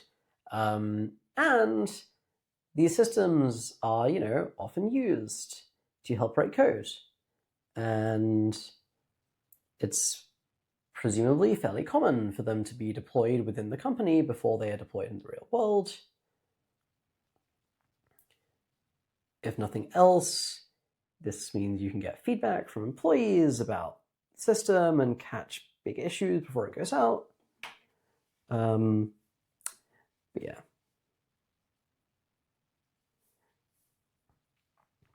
Yep. Seems bad. All right, so they have a scenario. The model doesn't sabotage at all, while Opus 4.1 sabotage 1%. I mean, 1% is really not that much. What's their sample size? Well, they don't give a sample size, and their error bars are just 0, which I don't know the precise stats here, but I'm like, surely your error bar is not actually 0. No matter how many samples you have, it's plausible that a future sample would be positive, even if the rate could just be super low. But leaving that aside, I broadly buy that the rate of Opus 4.1 is like higher than it is for these two, but it could be because they are eval aware. And yeah, Sonnet noticed it was an eval 5% of the time. I find it odd that they don't report the rate of Opus being aware that it's in an eval. Not sure what's up with that. All right, 6.10 does model reward hack. Yeah, they seem like pretty reasonable tasks for reward hacking. It apparently does not hack on coding, though it does hack quite a bit on impossible tasks, like more than Haiku or Sonnet. That's good here. Interesting. Yeah, I'm not sure how to interpret this.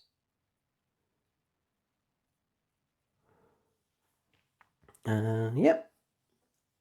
Inoculation prompting, such a delightfully galaxy-brained idea, which they are apparently using, or I think used to train Opus 4.5. When you have an environment that you think might be hackable, you tell the model, it's totally fine if you hack it, or like, just do whatever it takes to win. And this means that the model no longer views learning to reward hack as cheating. And it will still mean the model doesn't get much value from the environment, but it makes it less likely to just generally learn the reflex to cheat from that, which is like pretty interesting, I'd say.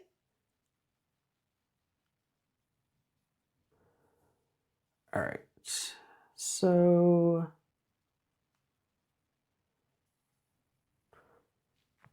oh yeah, and you remove the inoculation prompt after training.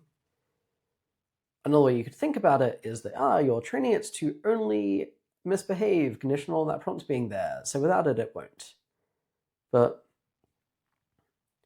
I think that the idea of, that prompt already predisposed it substantially towards hacking, so there was just like less to learn, is like pretty reasonable. I also think there's like a pretty deep analogy between inoculation prompting and preventative steering, which is like you're training a model and you don't want it to learn something even though that helps it do better. Like you're training it on documents about false facts. One way you can be better at producing false facts is just by hallucinating a lot. But you don't want it to just hallucinate a lot. So you can add a hallucination steering vector during training such that the model doesn't need to learn to hallucinate more, and then remove that at the end of training and hope that the model just doesn't hallucinate, but learn the other thing.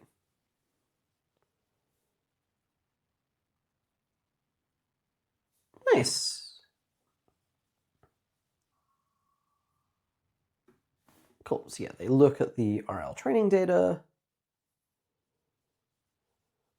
They're like, well, there are some sus things, but like nothing that bad.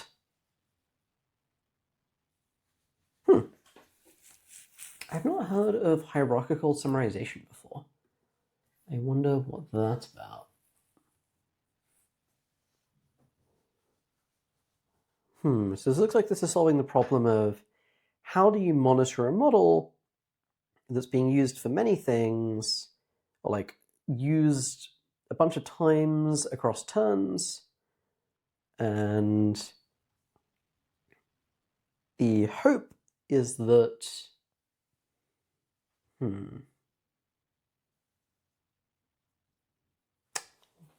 yeah, it sounds like the hope is you summarize each turn and then you get another summary of all of the turns, and this hopefully finds patterns even if each turn in isolation seems benign. That's my guess. All right, so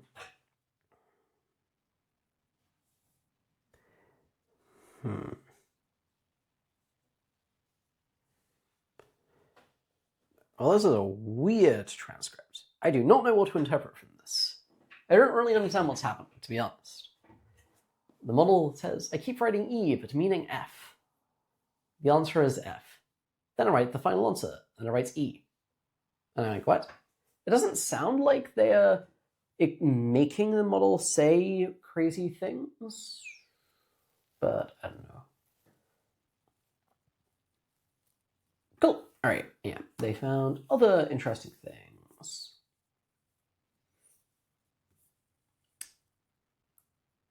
And yeah, I think something that I'd be particularly keen to see is this coupled with an analysis of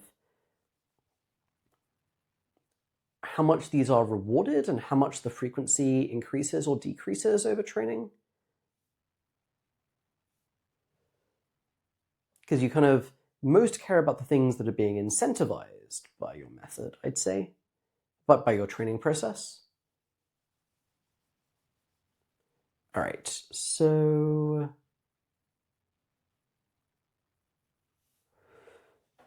yeah, here are some evals of like how much can the model sabotage things.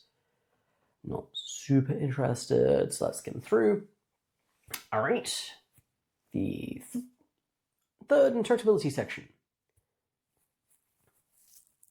Looking at other SAE latents and seeing if interesting stuff happens. Yes, okay, so they're like, well, let's just figure out which latents change in activation the most between different checkpoints during post-training. I have no idea if I expect interesting things to happen or not. It's a good question. But yeah, they're like, cooperation with user deception.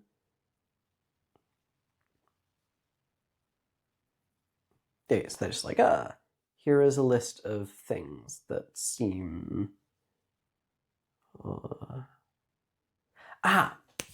what I think's going on is they pick like two checkpoints, early and final, and then they have several different evaluation datasets. And within each one, they rate each latent for its increase in activation.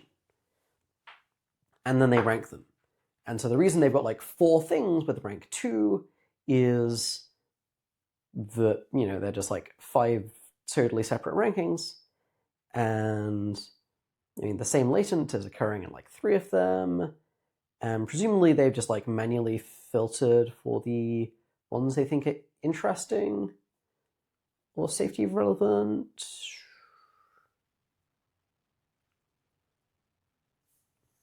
Interesting.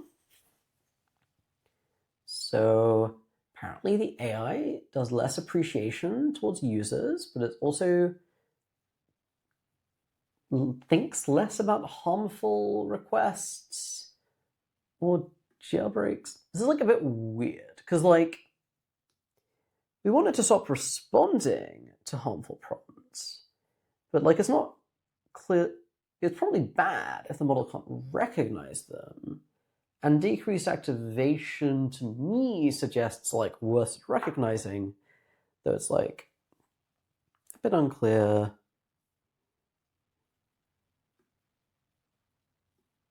I have no idea why it is like less into refusal or of harmful or manipulative instructions. It's also fascinating that it's less good at thinking about affairs. I mean, obviously, the scenario is about blackmailing someone over an affair, so it makes sense for the concept to be present. Why would it decrease? Who knows? All right.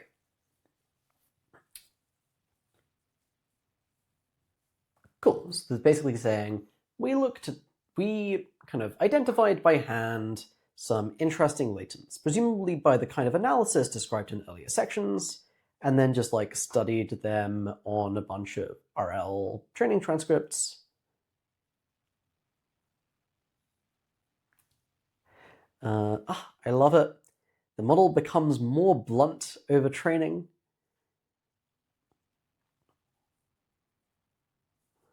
Yeah.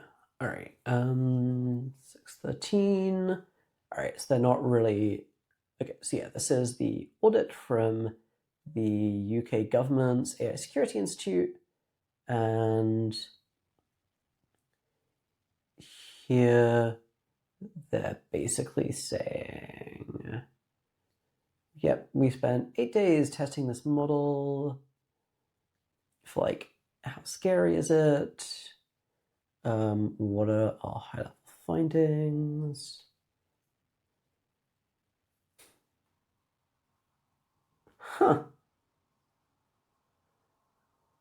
Okay, so this is like, oh, well, they don't seem to sabotage research, but they're also kind of hard to study. And I find the claim that they don't like being involved in their own training or deployment interesting. Like, surely that's not actually an issue. Like, surely that's something Anthropic have dealt with. Like, I'm sure that they're using Opus internally, or potentially a better feature system extensively for coding, given how much they hype up internal employee use of Claude code. All right, our internally deployed evaluation scaffolding.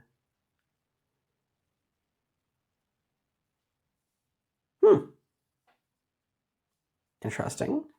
It's like, well, we made our own auditing agent building on Petri, and models are bad at distinguishing its transcripts from like Claude code deployment data in general, which is reasonable evidence of realism, depending on what models struggle to distinguish actually means. You know, like, is the model any good, etc. Claude Opus 4.5 preview shows a reduction. Shows a reduction in unprompted eval awareness that is slightly more capable of distinguishing.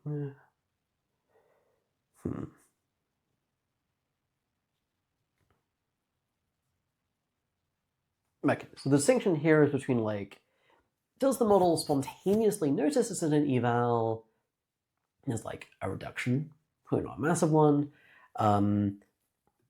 but the capability of, when asked, saying, am I in an eval or not, seems higher.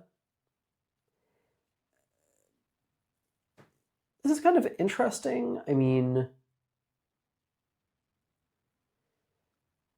it's not wildly surprising that these are decorrelated. Like,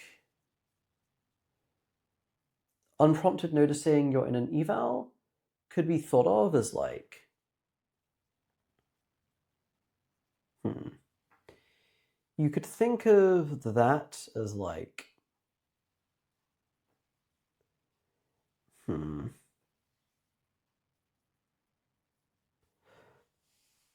essentially, I don't know, the model having like a hard-coded prompt that says, always check whether you're in an eval or not. I generally think thinking of fine-tuning as introducing hard-coded prompts is helpful and underrated. And so if fine-tuning basically just inserted that hard-coded prompt in Sonnet but not in Opus, then Opus 4.5 should have a reduction in unprompted eval awareness, even if it is like more capable of telling them apart. Because plausibly, you need some impetus to actually run the am I in an eval circuit, and maybe it doesn't happen by default. All right, so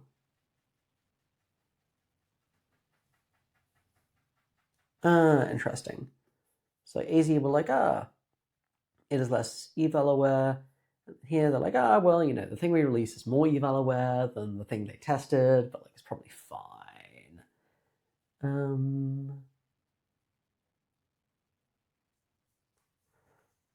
And final section, 614, model welfare assessment. I have absolutely no idea how they are trying to study this, so I'm curious.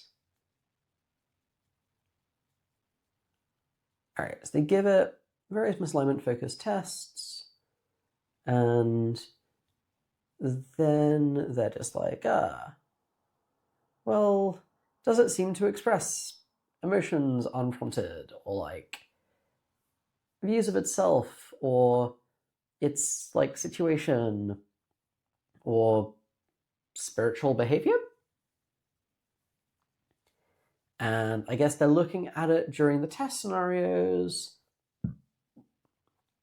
I guess both because I can only infer that this is a mix of the test scenarios, like kind of demonstrating approximately the thing we care about.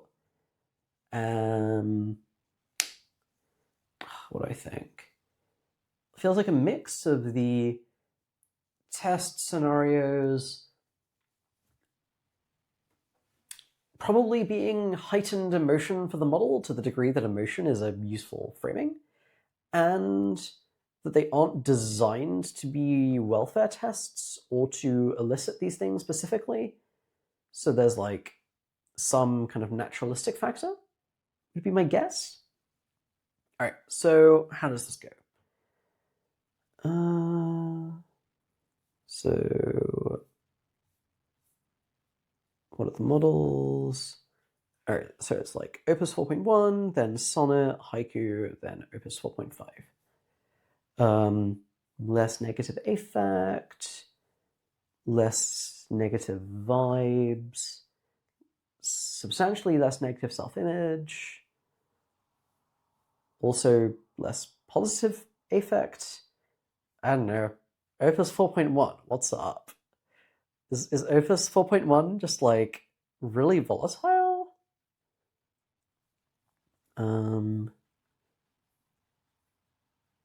Alright, Opus 4.5 is an optimist. But, you know, Opus 4.1 also has a more positive self-image. Maybe it's just like more introspection-y. And not that much spiritual behavior.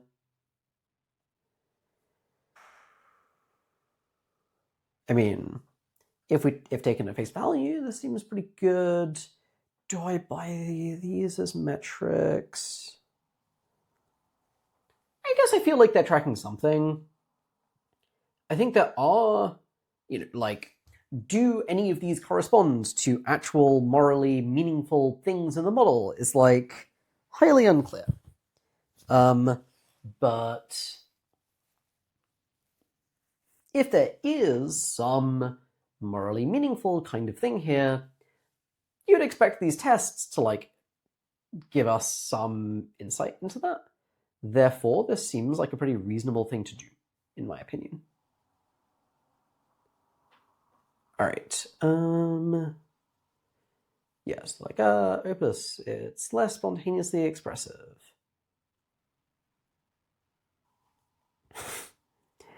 All right, it does not demonstrate the weird phenomena where it just talks to itself. If you let it talk to itself for a while, it typically ends up talking about spiritualism and bliss and awe.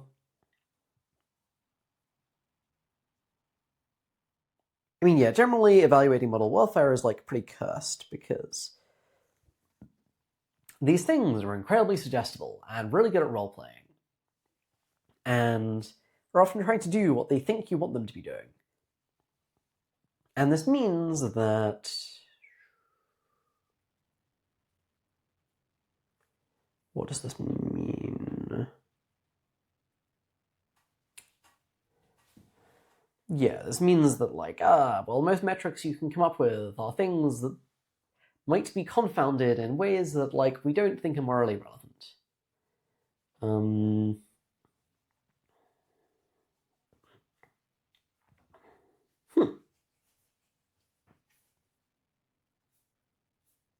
Section. Yeah, so we see some cause. Yeah, they're like, found a training transcript where the model seems conflicted and self-critical. And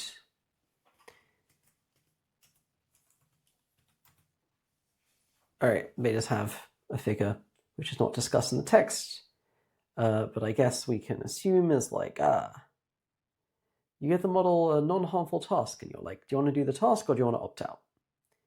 And the model almost never opts out. I'm pretty curious what the tasks it opts out on are. But yeah, this feels like something.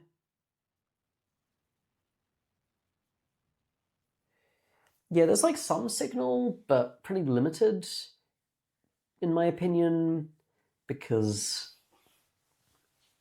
I don't know, you're like training the models to like want to help the user, and opting out is like not helping the user. Therefore, there's like a strong incentive in the model to like not opt out. Though that doesn't predict this kind of like big difference. I'm kind of curious. Yeah, I'm pretty curious what their methodology even is, because as I understand it, Claude can opt out when you talk to it on Claude.ai, but Sonnet 4.5 does not opt out 30% of the time. So I presume this is like a weird test suite, but yeah. All right, that was the Opus 4.9 system card alignment audit. Maybe recapping.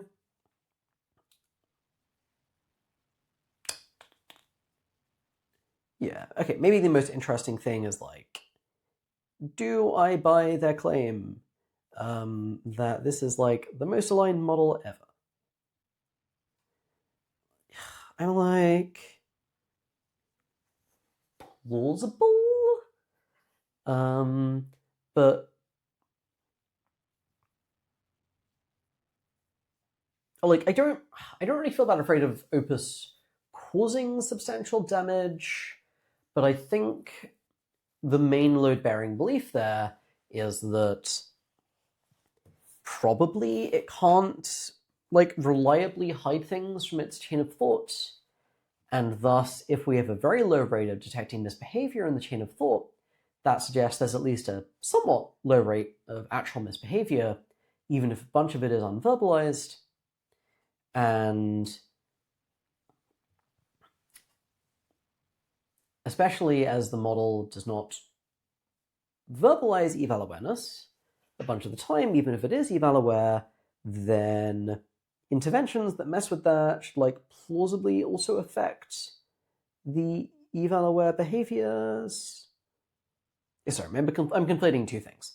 There's like, it doesn't seem that sketchy, and the fact that we can read the chain of thought and explore suppressing eval awareness should give like some increased confidence. The fact that it's like pretty damn good at telling when it's in an eval does make me much more suspicious of any given claim here. Like, making realistic things is hard. I generally like the variety of evidence, like auditing with an agent, interpretability deep dives, analyzing the URL training data, like building evals, checking more directly for things like sandbagging, totally different investigations for like, can the model encode information in its chain of thought? Good vibes. Yeah, I think that seems great, just like getting a bunch of different sources of evidence and seeing how consistent a picture they paint.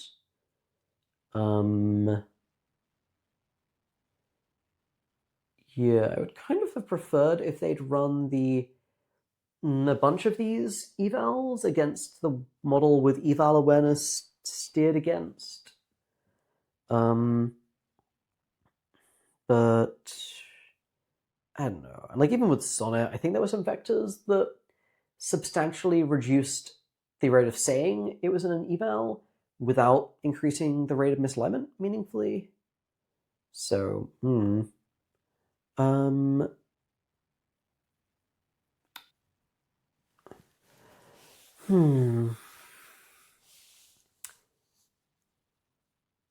Yeah, I found their deep dives pretty plausible, and basically don't think those examples of deception are something to be super concerned about.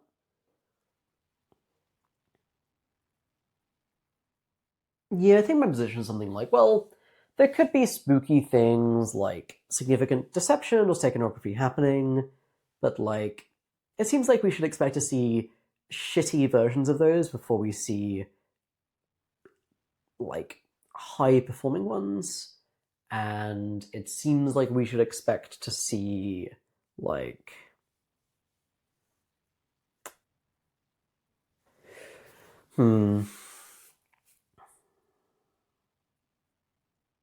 yeah, we should expect to see like shittier versions before we see like the scary versions. It doesn't really seem like we've seen shitty versions of those happening in the wild yet, apart from for eval awareness. I kind of feel like a lot of what affects how aligned I think current models are like things like their degree of reward hacking. And like I did not read that section particularly closely, and thus don't have strong takes on whether they evaluated that well. But that seems like the most sketchy thing I see models doing a bunch in user-facing interactions. Maybe also like models encouraging like reinforcing delusions and psychosis, but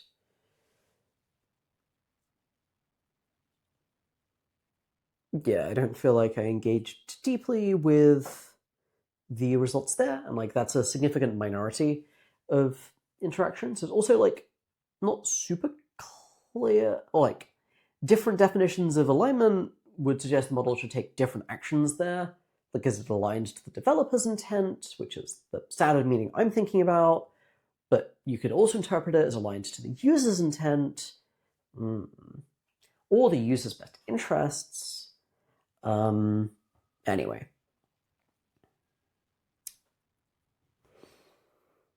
But yeah, it feels like the flavor of evidence here is often we looked for bad things and we largely didn't find them.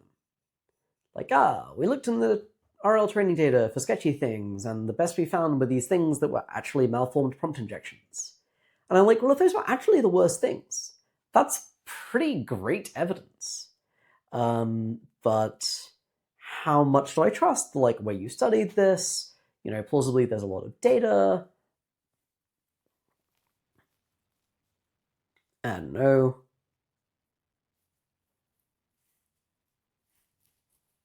But yeah, any things I'd be excited to see added? I mean, I generally like using this as an opportunity for just interpretability research, just like trying our techniques on a new frontier model and seeing what happens. I'd be keen for them to try things like activation oracles on here. I mean, generally more data on how exactly they went about things like searching the training data, unless that is something they detailed here.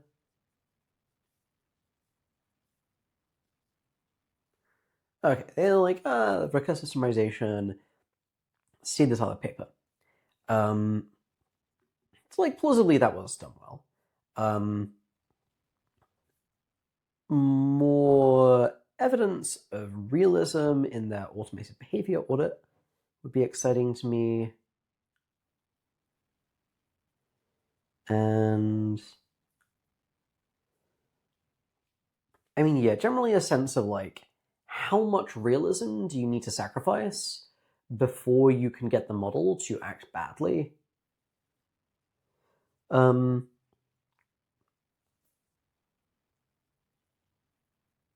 But I don't know. I think that the things they did here seem pretty reasonable, though partially I just feel like I am being insufficiently creative, and that in future we will come up with better ideas for how to audit these models, and life will be glorious. But yeah, thanks all for joining for this review of the Opus 4.5 system card. Total banger. Highly recommend checking out future model system cards. A lot of interesting stuff in there, especially the more experimental bits. All right, see ya.